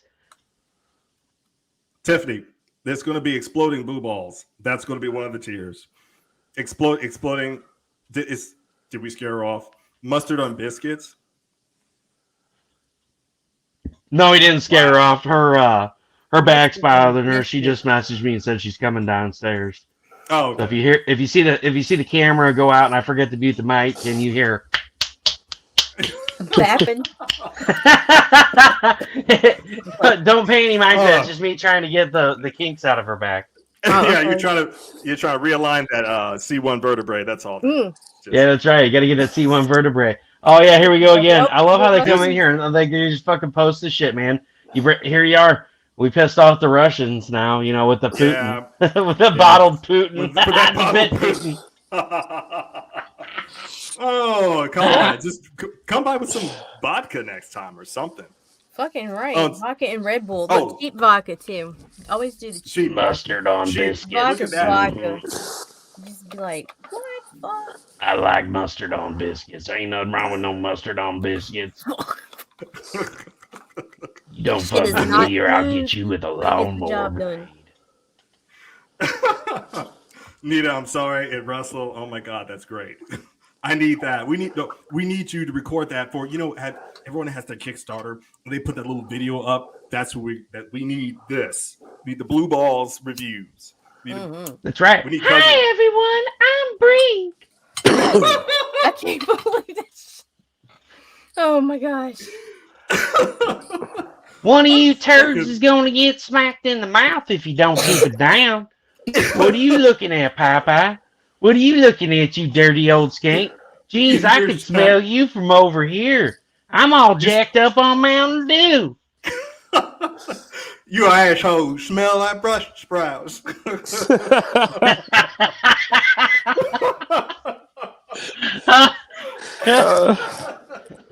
Well, the teacher asked me what was the capital of North Carolina. I said Washington, D.C. She said, no, you're wrong. And I peed my pants. And I wore my dirty pee pants all day. I peed my pants. Oh, shit. Oh, no, you're wrong. 10 seconds. Get it right, Jack. Yeah, 10 seconds. Right. Jesus. I mean, that's a double duty right there. Damn straight. Oh, actually, and shout out to Mike for hanging out. Mike James, don't they have a campaign going? Yeah, Brick and Fetch. It was the video we saw. Yeah, the Richmond. Yeah. See how I'm getting my shit mixed up. I was just like, it's BlackRabbit. No. Speaking of which, it's the. Hi everyone, I'm Brink. Hi everyone, I'm Fetch. We're just two witches trying to have fun.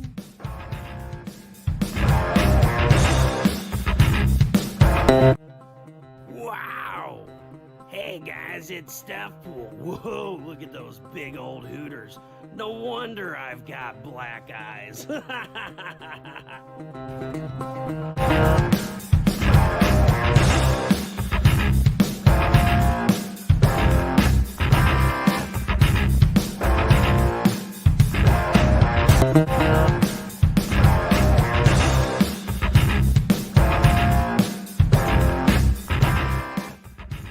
just love being the peanut butter in this sandwich. Get these awesome stickers, and oh look, they're scratch and sniff panty sets.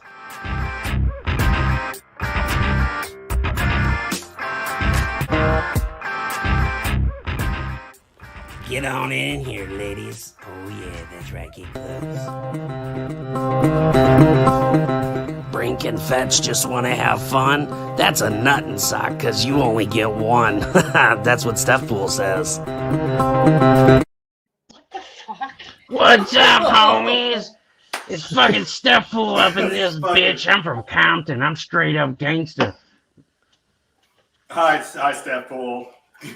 What's on your What's going on, Steph Stone? Oh man, just hanging out, out on the outskirts of Jacktown in the diggity dirty South. You know what I'm saying? Repping in my crooked. Repping in my Yeah, crooked jeans. I heard you guys talking about French fried taters and all. Whoa, what the fuck just happened? Somebody what jumped happened? out. Don't you abandon ship like that. I will find you. And we're gonna blow your back out. Anybody jumps out, I'm gonna blow your back out. That C1's gonna fucking vaporize in 10 seconds. Oh, there she is in the background. I see her. Yeah, that's right. You go in there and get all cleaned up and get ready for Stephpool. I'm gonna be the peanut butter in that sandwich. Yeah. Oh. I fucking love that line. It's just like, I'm like, that's the energy that I'm talking about. I'm like, can I please be the crunchy peanut butter? Because I want them to remember. Okay. I'm not. Yeah, I want them to remember that.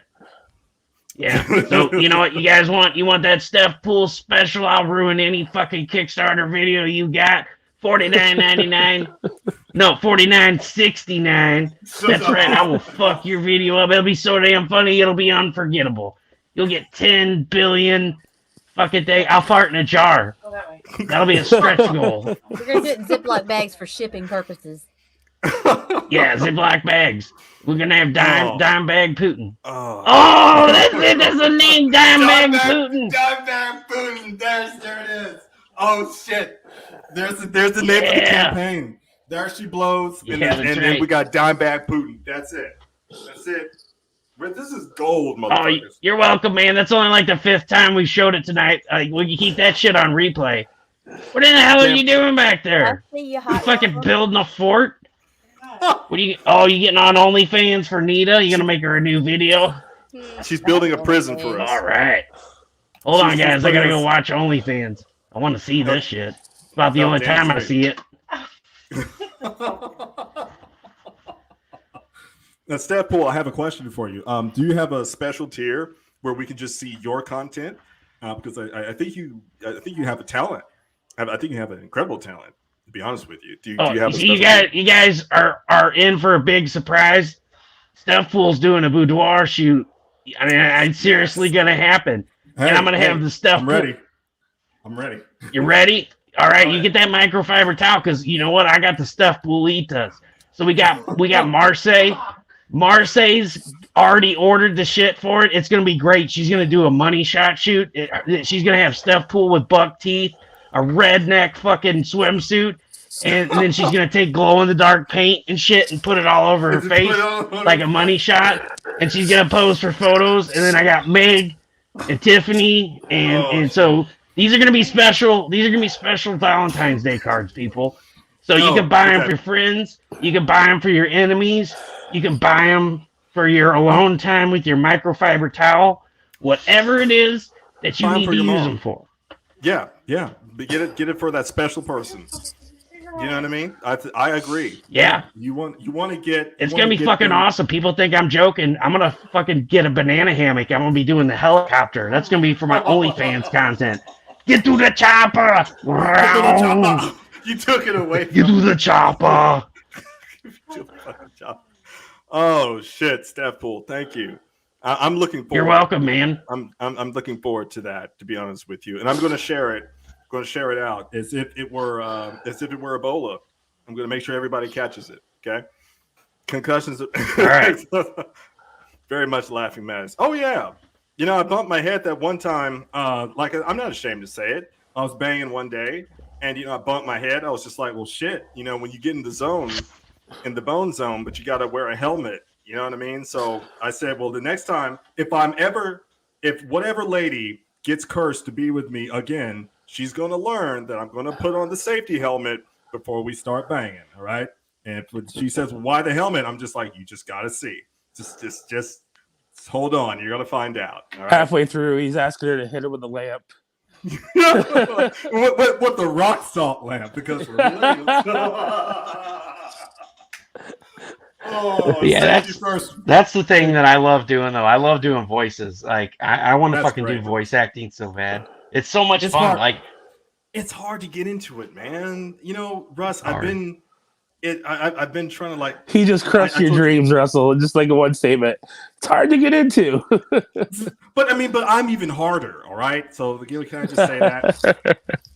Russell's happy. Well, and it is hard to get into. That's why I haven't done it. But I have a hell of a lot of fun doing it with phone scammers. Dude, I had this guy on for 45 minutes. So I got to tell the story. This is fucking hilarious. So this guy calls up. I was so fucking sick of these people calling me. It was the people from Apple. And so I answer the phone. I'm like, hello. You know, I played the regular American hillbilly retard, you know, that they think that we are. Sorry, I don't mean to be offensive to retarded people. But we'll edit that out. Sorry if you're. But anyway, so I'm like, well, hello, and he's like, hey, hello, you. This is Apple support calling you to tell you that your account's been hacked and blah blah blah. You need to go to this website. I'm like, hold on, I got this website loading up. So I went on and on. I'm like, Pamela. That boy's been looking at porn on this computer again. He's got 20 tabs open. And I could hear the guy on the other end like fucking laughing. You know, he was trying so hard to keep a straight face. And I was like, you call that boy in here. I'm going to tell him he better stop whacking him on my computer or I'm going to have sticky keys. And I just kept going. And my wife, Tiffaney, so she was on hold on the other line. I merged the calls so she could listen to it. And she's dying laughing. And, so I had this dude on the phone for 45 minutes. I was like acting like I was doing what he was wanting me to do.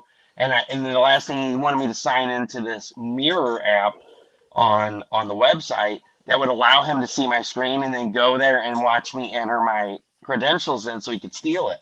And I'm not stupid. So I get to it and I'm like, oh, hey, hold on here, man. Hold on. It's loading up now. Give me a second. This dial-up sure is acting up today.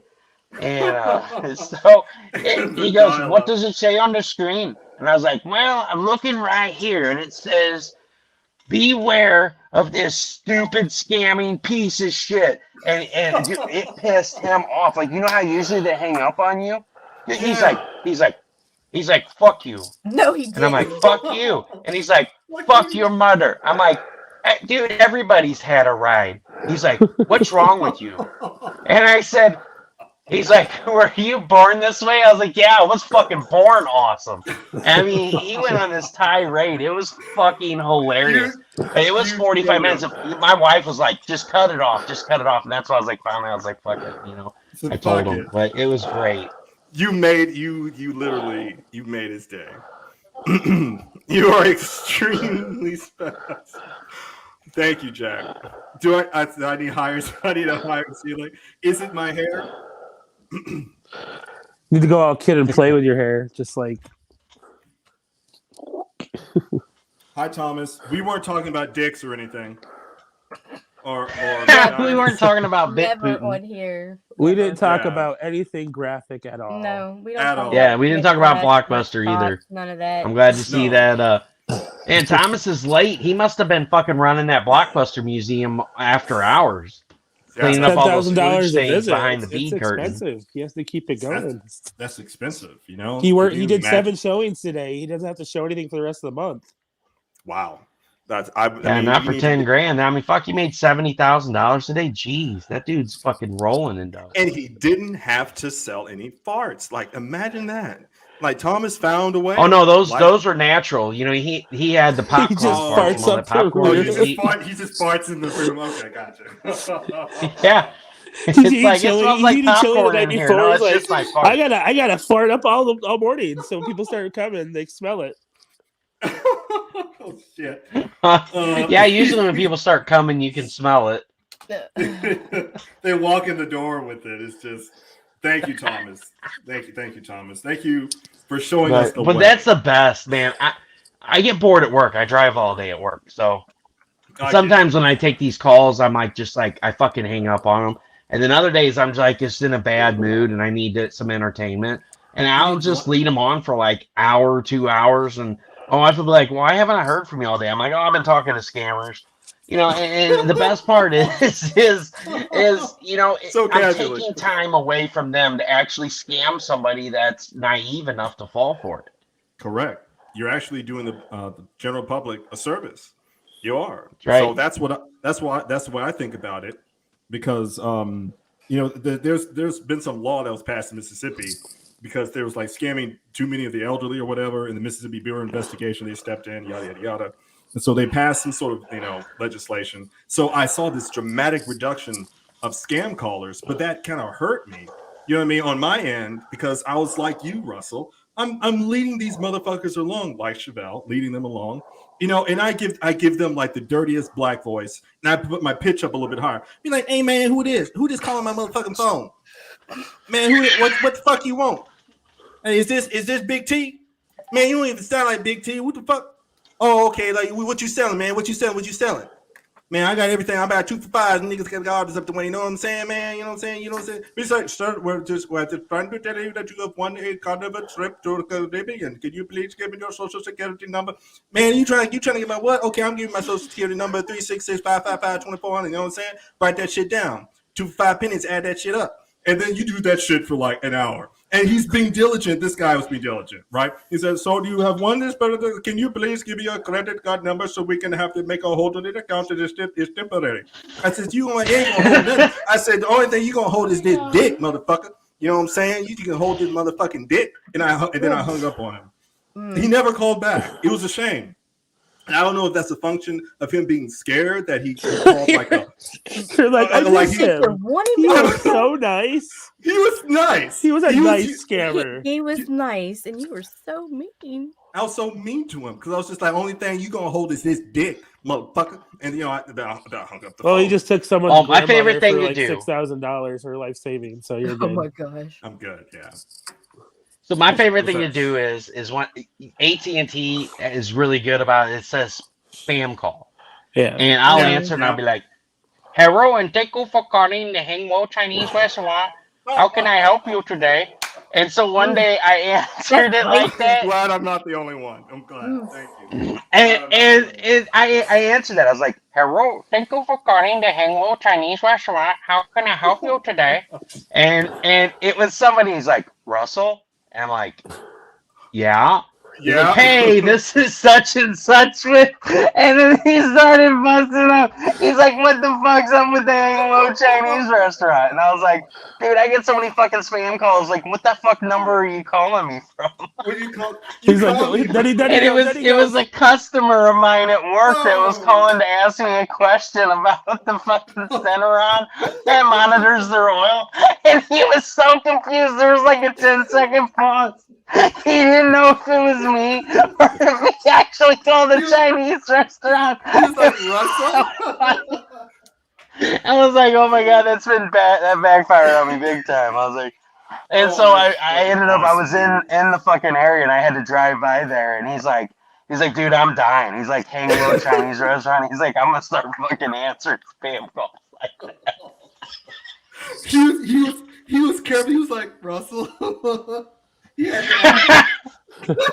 had to ask. He's like, "Did I call the right number? Did I misdial a digit? What did I do?" He was questioning himself first. He was giving it a bit of. Go on the other Wi-Fi. I'm glad. I'm glad I'm not the only one, because I you know, a crank call, not crank call, but you prank call him, and I used that lyric from Bare Naked Ladies, the 1 week, right? I said, "Chickadee China, the Chinese chicken." Yes. Chickadee China, the Chinese chicken. You have a brain, or you have a drumstick, and your brain stops ticking. Yeah. Watch Next Files. So I was just like, I said, "Hello, thank you for calling Chickadee China, the Chinese chicken restaurant. Why can I take your order?" And then they stop. There's a pause. And they're just like, am I speaking? They try to say your name all polite. I said, no, you call Chickadee China the Chinese chicken restaurant. What can I take your order? You waste my time. You waste my time. I charge you $1.60. Y'all trying to get me canceled. You know them fucking Stop Asian Hate fuckers come after me not that long ago, right? Listen, I've been trying to get canceled for 2 years. Don't apologize, and they can't do it, bro. Yeah. I don't apologize for this. Never shit. apologize. Just, Be like, motherfucker. they say, shut the fuck up. I'm gonna cancel your internet service provider, bitch. You know what almost got me canceled? What? Talking about, teasing Meredith for eating kittens. I was like, it's General Meow's chicken. Meow. And it was right as the Stop Asian Hate hashtags first started trending on Twitter. Oh, and I shit. Swear to God, dude, it was like my shit lit up. I had fucking hate messages. I had God. It was lovely. It was a great time. But you know what's crazy? Is my Asian friends came to my defense. Oh shit. Oh, what is that? I always be like, hello, thank you for calling the Hangwo Chinese restaurant. Today's special is pork fried meow and wolf fried rice. What would you like to order? What would you like to order? Yeah, you place your order, you waste my time. If you waste my time, I charge you $10. I charge you $10, waste my time. And they say, was because it's always somebody from outsourced. I don't know, it's always somebody from India or West or Bangladesh or something. They try to act like they're like so serious and American. Yeah, and like you're not fooling anyone, bro. You know your name's not Steven. Smithers. Yeah, I'm trying. Put the chia seeds on there. We'll see if it comes in next week. It'll grow out. Oh, my hair grows really fast. Like it'll grow to like about this long really fast, and then it'll stop and slowly grow, and then it'll grow really fast again once it starts to get longer. My hair was really that weird. Short about 15 months ago. Really? What have you been? Is it fertilizer? Miracle Grow? What no, I get crazy, dude. I'll be like, all right, I'm going Britney Spears manic. Let's shave this and then you shit just off. Wow. Oh my God, does she have the razor again? We're gonna hear razor. No, my favorite one was, I think it was Thursday this week. These fuckers have been calling me all week trying to get me to change insurance, and it's like some fucking unknown insurance company. So I was like, gosh, they're fucking calling me again. So I fucking answered. I'm like, hello, and thank you for calling the Quickie Mart. How can I help you today? And he's like, oh man, you can cut the charades. I'm here. I'm trying to save you money on insurance. I was like, I do not want insurance from you. Who the hell are you? And why are you calling my phone? And he's like, well, would you like a quote on insurance? I was like, no insurance, one yeah. I do not want your insurance. He's like, have a good day, and he hung up. Like he was totally pissed. He was like, dude, you can cut the shit, and I'm like, fuck you, I'm rolling with this shit. I'm rolling. This ship is fucking sailed, motherfucker. You ain't stopping this. Yeah, shit. I love it. No, I'm not stopping. I'm like, we'll fucking go all day. Like, all day, bro. It's fun. It's fun. Okay. So guys, if you want to be judgy Jasons about our personas, as we crank call these people. What did Jason ever do to you to call him Judgy Jason? I know it's just alliteration, but it's just funny. I want that. Look at that. Grabby hands. My grabby hands are back, and let me grab the microfiber towel. There's a reason why it's. So I'm just going to throw this up here. We got 6 people in here. We haven't really raised money for CB4K lately because I've been sick and everything. So if somebody would like to bid on this fine piece, we're going to start the bid out at 150. This is a limited number. Thomas Fleming from 2002. It's number 269. 269 out of 600. It's framed. It's beautiful. $150 gets you this beautiful piece right here, donated by Marseille Phillips. All proceeds will go to CB4K to help the kids out. Marseille's awesome. I love Marseille. She's the best. I can't wait for the fucking redneck stuff pool. Letha. My first real contact with Marseille, other than like just friending her and talking to her every once in a while, she just put up there, "Who wants a free commission?" Because she wanted to start drawing again because she hasn't drawn in a while. And I was like, "I'll take it." And then right here, bro. she draws this amazing Purgatory and sends it to me. That's amazing. Oh my goodness, this Lady Death. Oh my sweet merciful God. That's and there's a COA in here in the back of the frame. If you take it off, the COA is in there for this piece right here. What does COA stand for? Cock Certificate or of ass. Authenticity. Oh, I know what it really stands for. I was hoping you'd give me a smart ass for like Stone. Like cock or ass. Like, Certificate of assets, because she's got some assets. She's there. You go. But I would die. Right. So look at that. What's the starting, boy? What's the starting bid on that one, Russ? $6,000. $1, Bob. We'll start this one out. You know what? Hell with it. We'll start them both. We'll drop them both. Instead of $150 start for each, we'll do $100 start for each. So if somebody wants to drop $100 for this, that's shipped. You're gonna get this Lady Death piece started out at $100, and then you've also got the Thomas Fleming piece here starting out at $100. Come on, guys, it's a steal. Somebody bid on these. Just put on there. What's the buy it now? 100 Lady Death or whatever. Bid on that shit. Raise some money for the kids. What's the buy it now? If not, it's cool. I'm gonna start posting this shit up again. If you post it, we'll share it. With some prices. Give him some prices. Me and Smithers were like, "What's the buy it now price? Do you have a buy it now price for either of those?" Buy it now price, $125. Okay, you heard it, folks. $125. But if you said you're going to start $125, buy it now. You said you're going to start posting. Yeah, you can get them both for the low price of $69.69. All right, it's yours, Jack. I will send my PayPal information over. Thanks for with 69 cents. The kids love you. 69 cents for as the saying goes, black don't crack. Crack is whack. Okay, that's the saying. 69. Once you go black, you don't go back, Jack. You see what I did there? See that? Finger guns. Got you. 125 asking price. But Russ, if you start posting them, then just either tag us. You know what to do. Tag us, and we'll share the shit out of it. You know what I mean? Because we're trying. Yeah, I need to get on it again. I talked to Mark yesterday, and I told him about CatCat and Piggygirl, and he was like, "You're doing what?" And I was like, "Look, man," I said, "I've been working on this for several months. I've been talking about it, and I said, I think this is a really great idea." I'm like, Absolutely. I got Rodney Fike's going to do the illustration, Steph Wilson's doing the cover, Chuck Pino's doing the editing, and now we've got a letterer as well. And excuse me.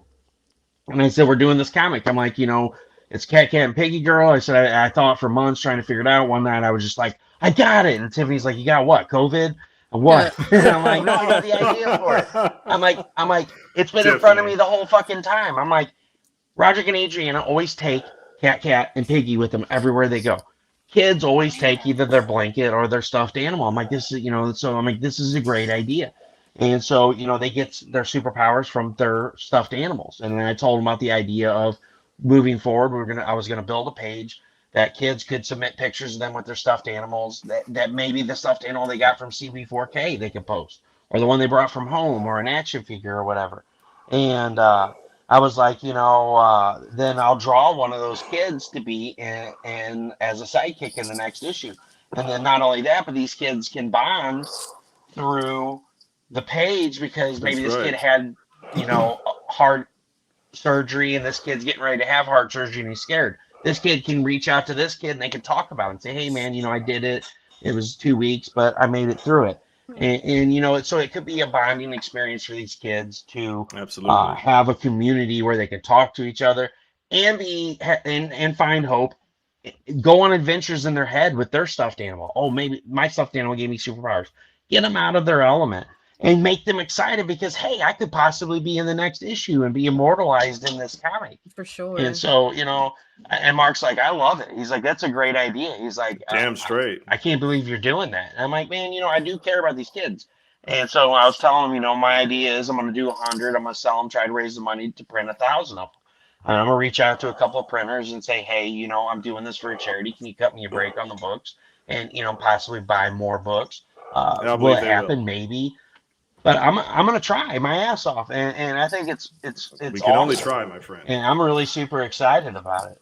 So yeah, damn straight. Put it out there. We'll share the shit out of it. Period. That's just there's Brussels sprouts. I got buts. Russell shouts. I got it, Tiffany. Like what do you got? COVID, hemorrhoids, brain damage. What are we working with? I love how it says Brussels sprouts. Yeah, that's awesome. Great mistake. That's the planet. Great mistake. Thank but yeah, you. so I've been working on that. I've been working on Stufful. I've been working on these, like I worked on Nita's painting during the show, and I got this one done now. So the Changeling is finished. Myself, I added some details to it, so now she's got her fangs and all that good stuff. So I'm sending it off to Anthony, and hopefully it'll cheer him up a little bit. That character is so good. That's awesome. And that warms your fucking soul, man. I need to get back into it and get this stuff. I mean, the 1 month we raised 2,000. Whoa. Bye, Nita. Bye, Nita. Oh, bye. She's bouncing. Okay. Anyway, bye, I missed her private chat comment. But anyway, I need to get this rolling again. I kind of slacked off December, but everybody was buying stuff for Christmas, so everybody was, low on money and stuff. So I didn't really see any need spending hours setting up the auctions and all the stuff that was out there because, everybody was kind of broke to the limit. I mean, even the Kickstarters died down for a little bit. So I'm thinking January, I took off too because everybody's still broke from the holidays.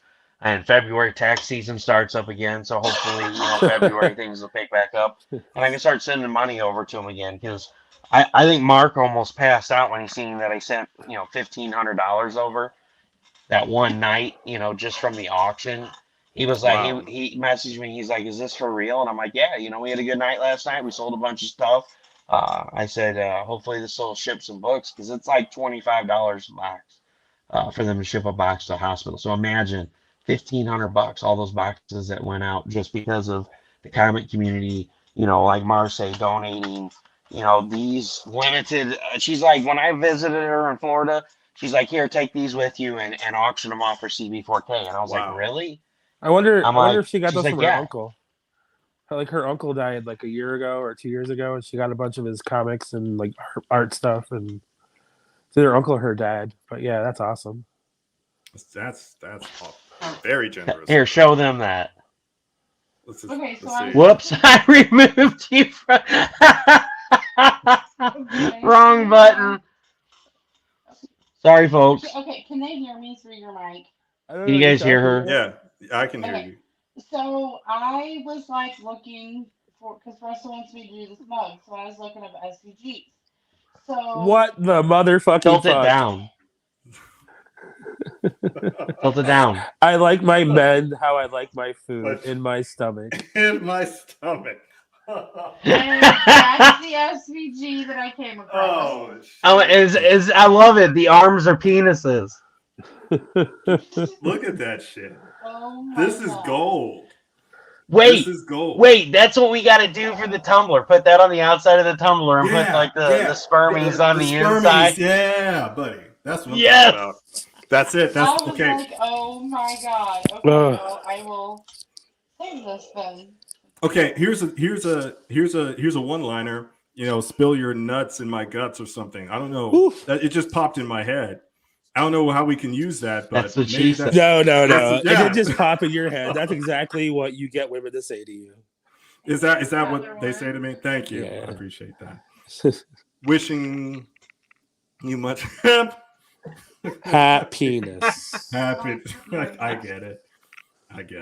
That's going to be on another mug. It's going to be on a dumbler because we have boobs, tumblers, bumblers. We have dumblers. Shout out to all the dumb people. We're not trying to offend anybody, like we said earlier. But we're just getting stuff for you to buy. Yeah, that's it. This is just consumerism, bro. Yeah, you need this dumbler. You need dick in your life to make you happy. So you need happiness in your life. I'm sold. I don't know what the fuck this is supposed to be. Balls. Those are. I'm nuts balls. for what does it say? Lift it up. I get it. Okay. No, yeah. I'm nuts. Yeah, I like that's. This This is wholesome, to be honest. Look at that face. Look at those hair stubbles. You know what I mean? That is Like, absolutely adorable. That's the cutest pair of nuts I've ever seen.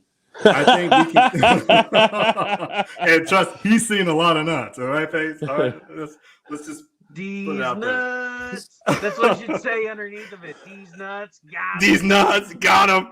Oh, I did that to a crank caller. He didn't see it coming. I was just like, these nuts, and I just hung up. Monster what? What the fuck? What the fuck? What the fuck is this? What the fuck is this?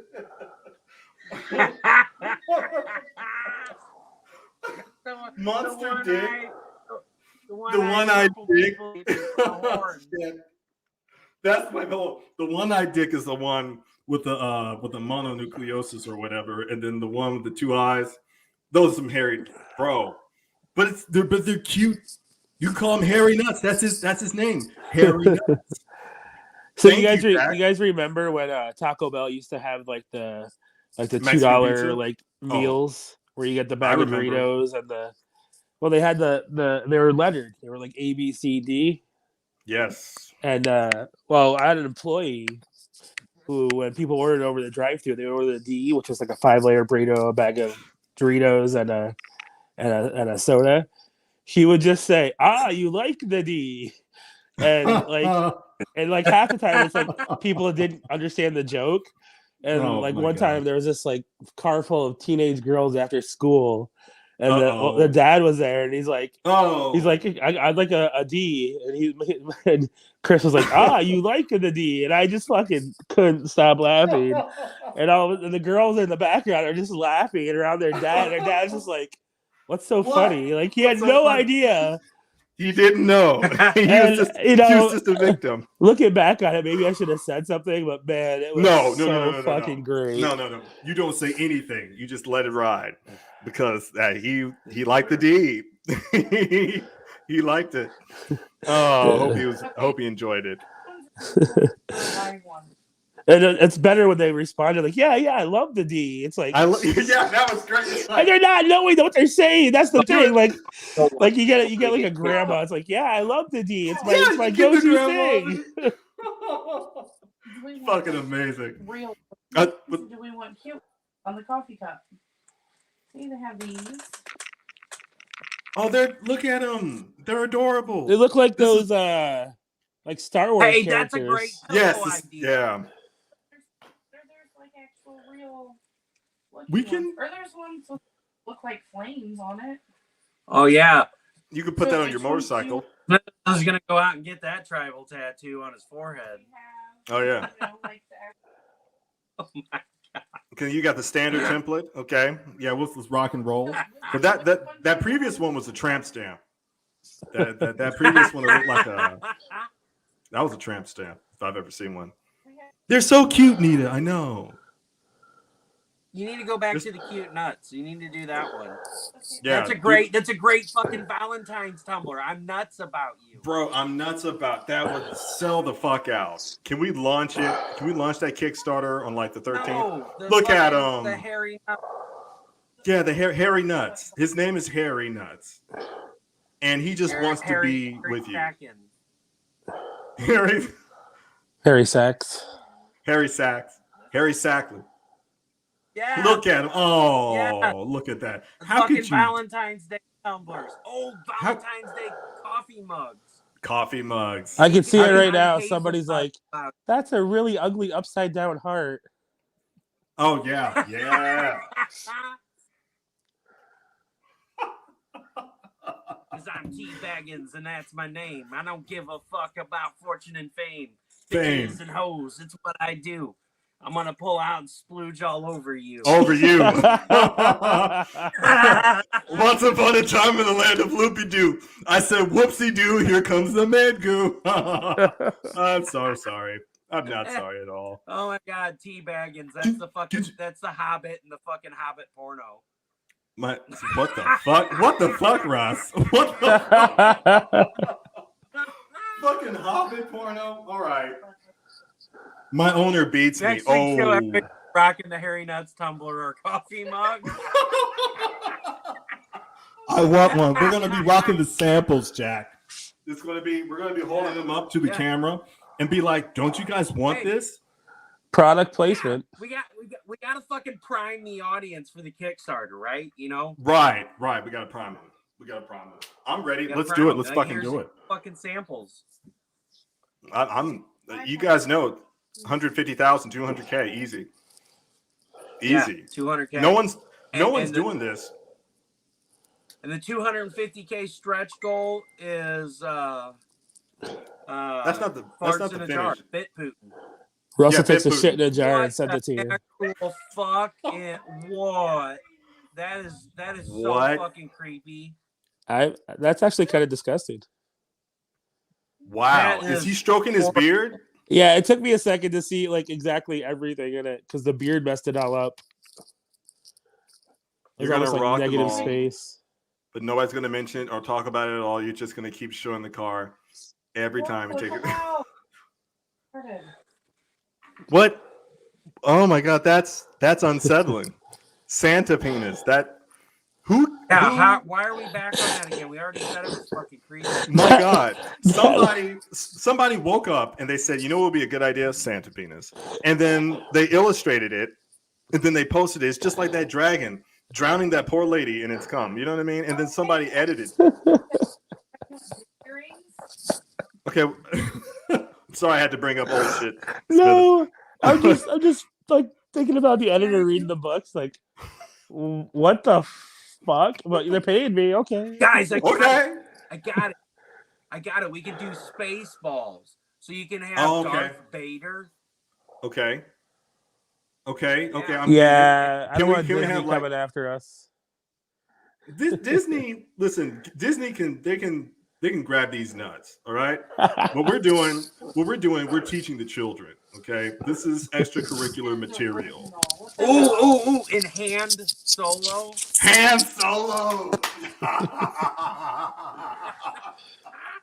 Fuck it. I love it. Let's fucking go, Princess man. Princess laid up. Princess laid up. You know what I'm saying? Because you guys. You say Chewbacca? Booby fett. You know what she does again? She goes.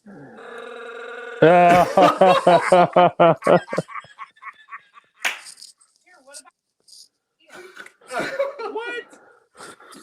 Oh, okay, this God, is you're getting gentleman cock. How do you? Looks like the Planter's peanut guy. Yeah, Planter's penis guy. Planter. He's planter. You got that right. Wow. Designed by. This is okay. I'm fascinated. I'm fascinated. Guys, why not? We could do weddings. We can sell them shit for their weddings. You know what I mean? Because you know those really ambitious, like those young white couples that really want to stand out and shit with their gender reveals. Instead of jar of bubbles, it's jar of farts. It's a jar of farts. Hey, they poo. Oh shit. Oh shit. But this is money. You guys don't think. You guys out there in internet land think we're fucking around. Where are we now? Like we're 3 hours and almost 30 minutes into this shit, and we return back to it because it's a great idea. This is manifestation. Tiffany had to bring us back. Thank you, Tiffany. Tiffany went down the rabbit hole by herself, and she's like, "No, look what I found." Look, what did you do at your wedding reception? Well, we played dick volleyball, and we had jars of farts. And we had edible marijuana stickers. We rolled them up and smoked them. And we had these party poppers, which actually were party poopers. They go to pop it. It's just like. Yeah, instead of fucking confetti, it's like dick sprinkle or glitter. Oh god. Dick okay, what is glitter. This? Don't fuck with me. Wow. Sex edition files. Wow. I'm really I'm concerned about the chair one. Which one? Yeah, what's happening? Like that's a OSHA violation. Okay, the one in the top, the one in the top left, like that one scares me. Oops. Sorry, It's okay. Whoa. Top left. That scares me. And then that's an occupational hazard. Bottom left with the chair, because what happens if your knee goes out? You know what I mean? Like you're in the middle of the bone zone, and then suddenly you're like your knee gives, and oh shit, everybody hits the floor, and it's that same situation where somebody calls the paramedics, and there's like they just jizz all over the place, and they're just like, how do we step over it? Do we clean this up before we get to them? Like, what the fuck? So I think that's a really great. Because that's how you get pink eye. That's buddy. What Dickosaur? Dickosaurus Rex? What the fuck? What the fuck? It's a Demigorgon. Oh no, guys. Come on. No, guys. All right, enough of the. What have we become as a society? What have we? But it sounds like Tiffany got dick on her mind, so maybe I need to get off here. I'm gonna let you have that one. Don't you mean jizz and blood all over the place, or piss? Depending on what you're depending on what you're asking for. You know what I'm saying? Because it's multifaceted. Listen, we're a diverse crowd. You know what I mean? We're each body fluid has a price. That's correct. Listen to this man. Yeah, be careful when you're searching for wet work on the internet. Please, because I've made that mistake twice. There was just like, you don't get it. I don't get it. Okay, so wet work is like term for like a hitman, but also wet work is like somebody comes in, puts a tarp down, and pees on you.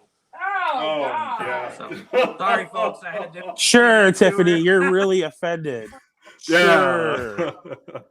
I just ruined her fragile mind.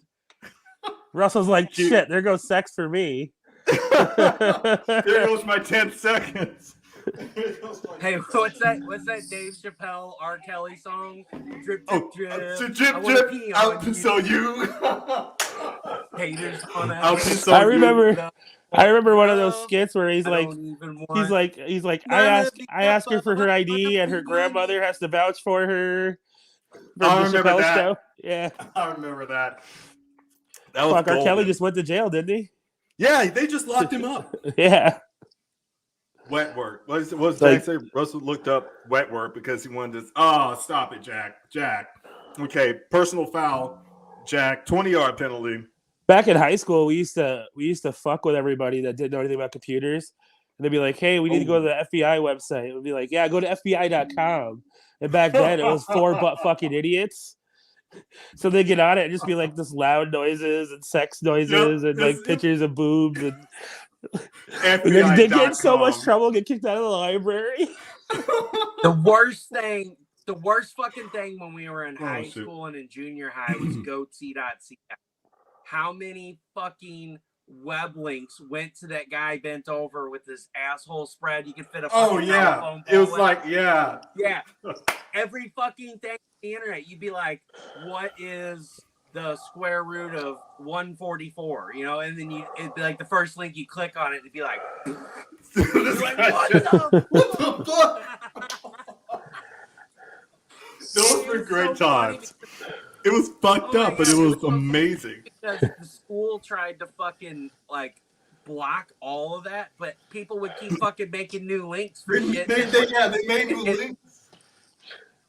It was great. It was like you'd be fucking looking up something for school, like for Earth, like you look up Uranus, and then you'd be like, Uranus has 9 moons. You click on it, and it's like, yep. Holy shit! I wasn't talking about that anus. Wrong one. Back up, Netscape. Can you Netscape 3.0 for the kids watching at home on dial-up. That is making a comeback in the shit posting community. Believe it or not, they're like making they took the hands of that guy who was stretching his ass, right? They took the hands and they just put it on like erroneous objects, like a doghouse or whatever, or an igloo or a manhole. And the best one was the manhole, like the sewer. It was great. So they're just putting it on different images. It's great. It reminds me of a good day. There's a worse one now. Oh, no shit. No shit. Oh, it's worse than the guy stretching his ass? You're telling me that's worse than that? Wow. Okay, whoa. Let me lay it out for you. Let me lay it out. I'm not sure if I'm ready. All right. I'm ready. Prepare yourself. Let me know when you're ready. I'm good. I'm good. Show us your hands. There's a tarp. Oh, shit. Here it goes. And a large glass bottle. And he sits on it and it shatters. Blood everywhere. Oh, my God. That's my Saturday nights. That's why I come here. And it's a video. Like, I was it's scrolling a through TikTok fucking and video. this lady's like, hey, beware, there's this video circulating. And she like, and all you see is like the tarp and the bottle. So I was like, I got to investigate. And like, if this is real or not. And it's fucking real. I didn't finish watching. I was like, oh my God. So beware, people. If you click on a link and it takes you to this video with a tarp and a bottle, don't fucking watch it. Don't get it. And the glass explodes. Are you? It breaks as sitting on it. No. Oh man, that's wow. Yeah. Wow. Okay, all right. Yeah, just beware. That's why we don't. This is why we're advocating for an alternative, folks. This is why we're advocating for farts. Okay. Bottled farts. Okay, Jack. In plastic. In college, back in 98, 99, we had the floor of one of my dorms that I lived in. We just had this contest where the guys and the girls, we'd all look up try to find the grossest, most outrageous porn video we possibly could. And one girl found this video of a guy with a shaved head shoving up his whole head and face inside this girl's vagina.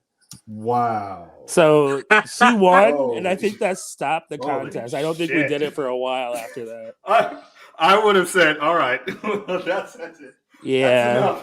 I mean, you get your pee videos and stuff like that. You're like, oh yeah, I've already seen those. But then it's like, she's like, no, look what I found. It's like, what? No, nothing beats the one where there's the chick doing fellatio, and as he finishes, she punches him in the balls like 10 times as hard as she can. Uppercut. She just like uppercuts him. And yeah, Tiffany's. I showed it to her. I was like, look at how fucked up this is. I'm like, could you, man? Like you're like fucking nutting, and it's just like bam, bam, bam, bam. And she's just like going to town, and I'm like, oh my God. Yeah. That's like the stories you hear of guys that like to slam their cocks and balls and like doors as they masturbate. Yeah, that's just fucked up. That sort of shit. That's wow. Like I get a little bit of pain, but like that's wow. That's blood sport. Blood sport on your nuts. You know what I mean? You guys know what I'm talking about with Jean-Claude Van Damme. Yeah, you know what I'm talking about. Like that. Kuba. Yeah. What the fuck? Sorry. Okay, so wait a minute. That's another tier. That's an opportunity.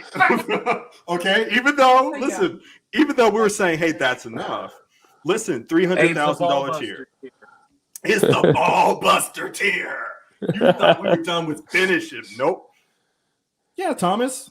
What you got? Thomas, we never got off ball sacks. We never got to get off my ball sack, Thomas. All right, we're still talking about ball sacks. So I know you're trying to type in. No, he's already got a bookmark. He's the one sending the Tiffany. They're bookmarked. And listen, I looked them up on Bing. Okay, on Microsoft Bing. Yeah, that's the funny thing. Like talking to people, like taking orders over the phone and shit at the restaurant I run now. Like people have to give your like email address sometimes, and they're like Alta Vista. I'm like, is this like the 90s? Like really? What? Like hello? When people give me Hotmail, and Yahoo, and I'm just like, really? Like, no, kudos to you for not switching to Google. Thank you. But, right? Yeah. But props.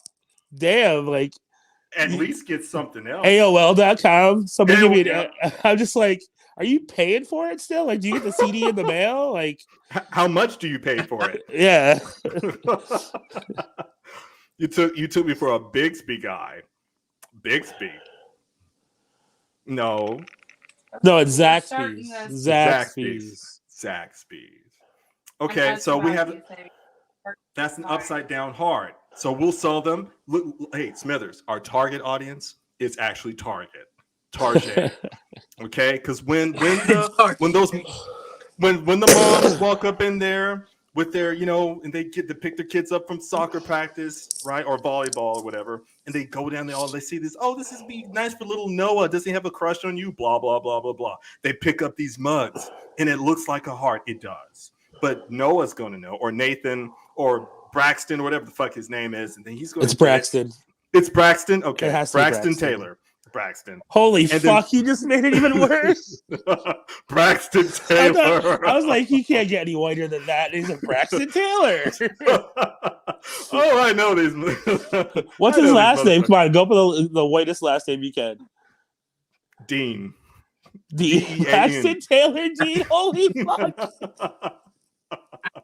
Serial killer. Total serial killer. He's the serial killer. I'm like, these motherfuckers live around me, all right? So anyway, we get it, and we list them.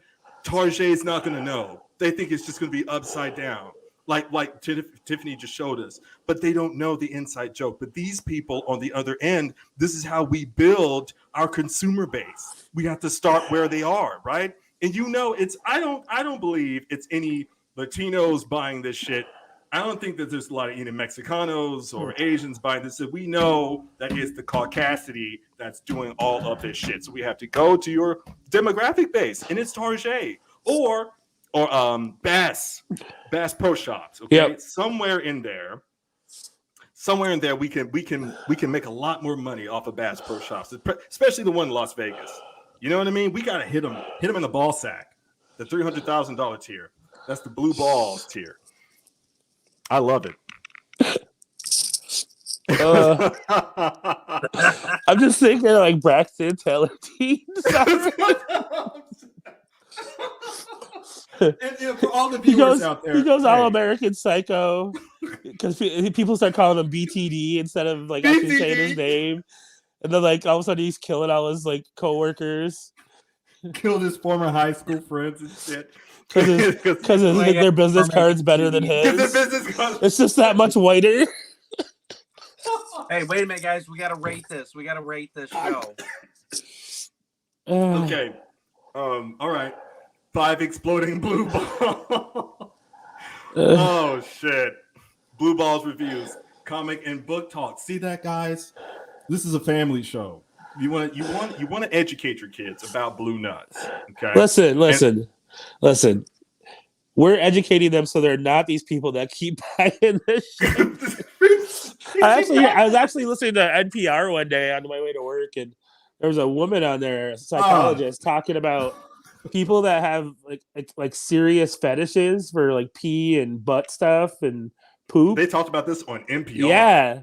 Liberal blue NPR. Yeah. Wow. Okay. She was like she didn't use those words exactly, but yeah.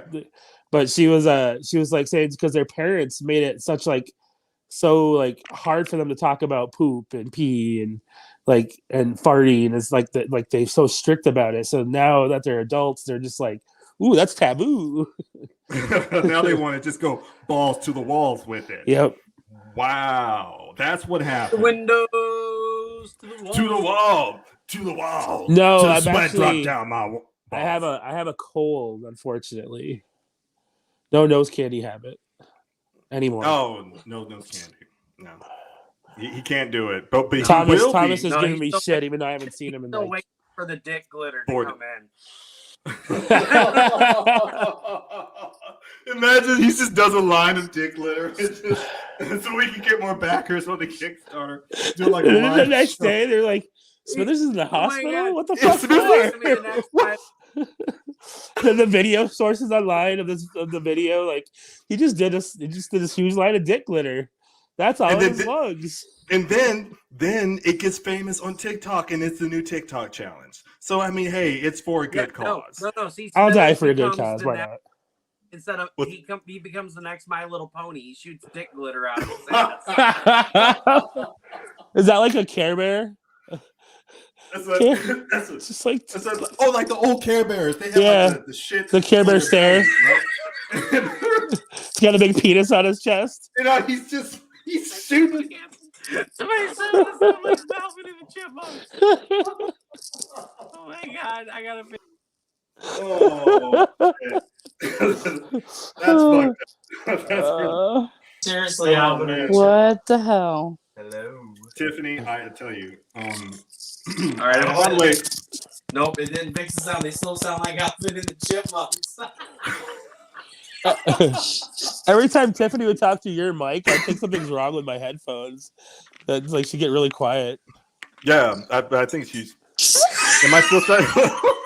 You okay over there? We sound like Alvin and the Chipmunks. Oh my god, I'm gonna die. Watch this. Hello, Tiffany. How are you doing today? Would you like to touch my balls? Oh my god, it's in my headset. So my parents, like my dad and my mom, they're pretty cool. You know, they let us they tell jokes with us. And, you know, they get raunchy every once in a while. Like I was talking about my dad not getting as raunchy as us, obviously. Oh, thank God it fixed it. I had to close the browser. Dude, you guys, it was like. We were fucking cracking up, man. I don't know what you said, but it was funny as fuck. And then you started laughing, and it was like.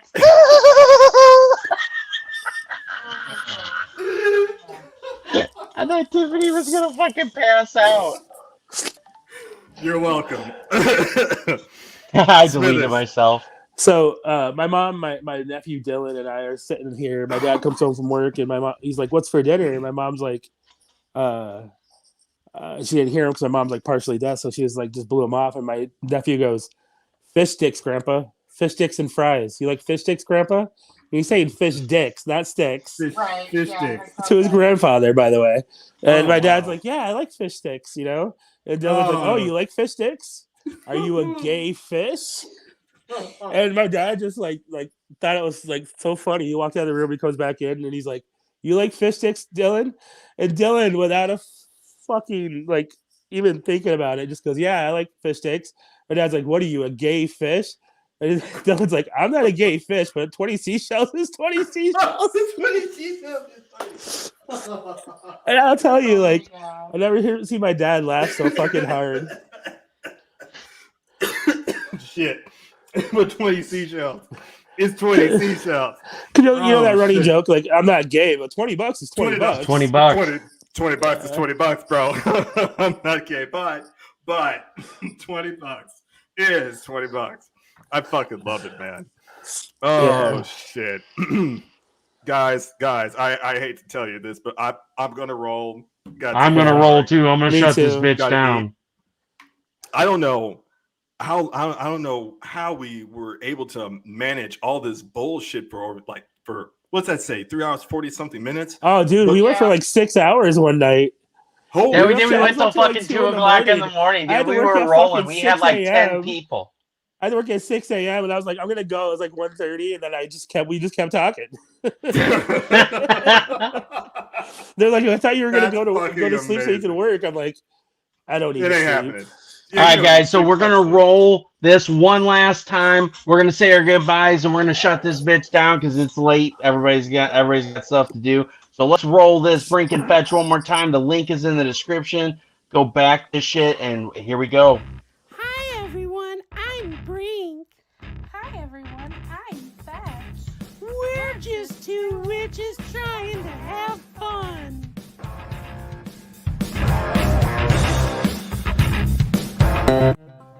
Wow! Hey guys, it's Stuff Pool. Whoa, look at those big old hooters. No wonder I've got black eyes.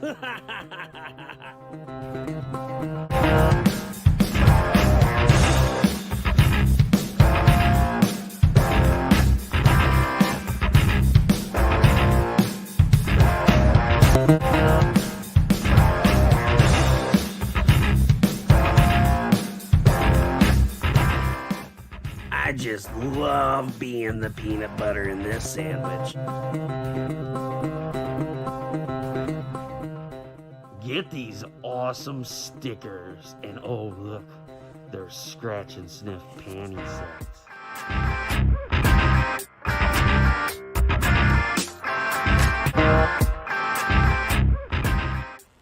Get on in here, ladies. Oh yeah, that's right, get close. Brink and Fetch just want to have fun? That's a nut and sock, cause you only get one. That's what Steph Pool says. There you go, folks. All right, before you go, where Steph Pool is behind them, that last like little page, like looks like they're both trying to reach for his penis. I don't know if you guys noticed that. I noticed it. I noticed it like every single time. And I finally have to say something like. Thank you. Well, hold on. Hold that thought. Oh. It's a pin, isn't it? I give it a solid 69 out of 10. 69 out of 10. Look at that. Yeah. It's because you look like the one of the blue in her hands like whoop, and the other one's looks like she's reaching. She's reaching. She's reaching for his nuts. She's reaching for your. Well, guess what? Everybody who backed Steph Pool Circle of Destruction is getting one of these pens. That was the pen for Steph Pool Circle of Destruction. Woo-hoo. You guys are lucky. Okay, just saying. Hey, you get the Steph's Pool Spice, baby. You know. Remember that's Spice not all Girls? they get. They also get. Oh shit! They get this. They get the. Did we get to the window cling?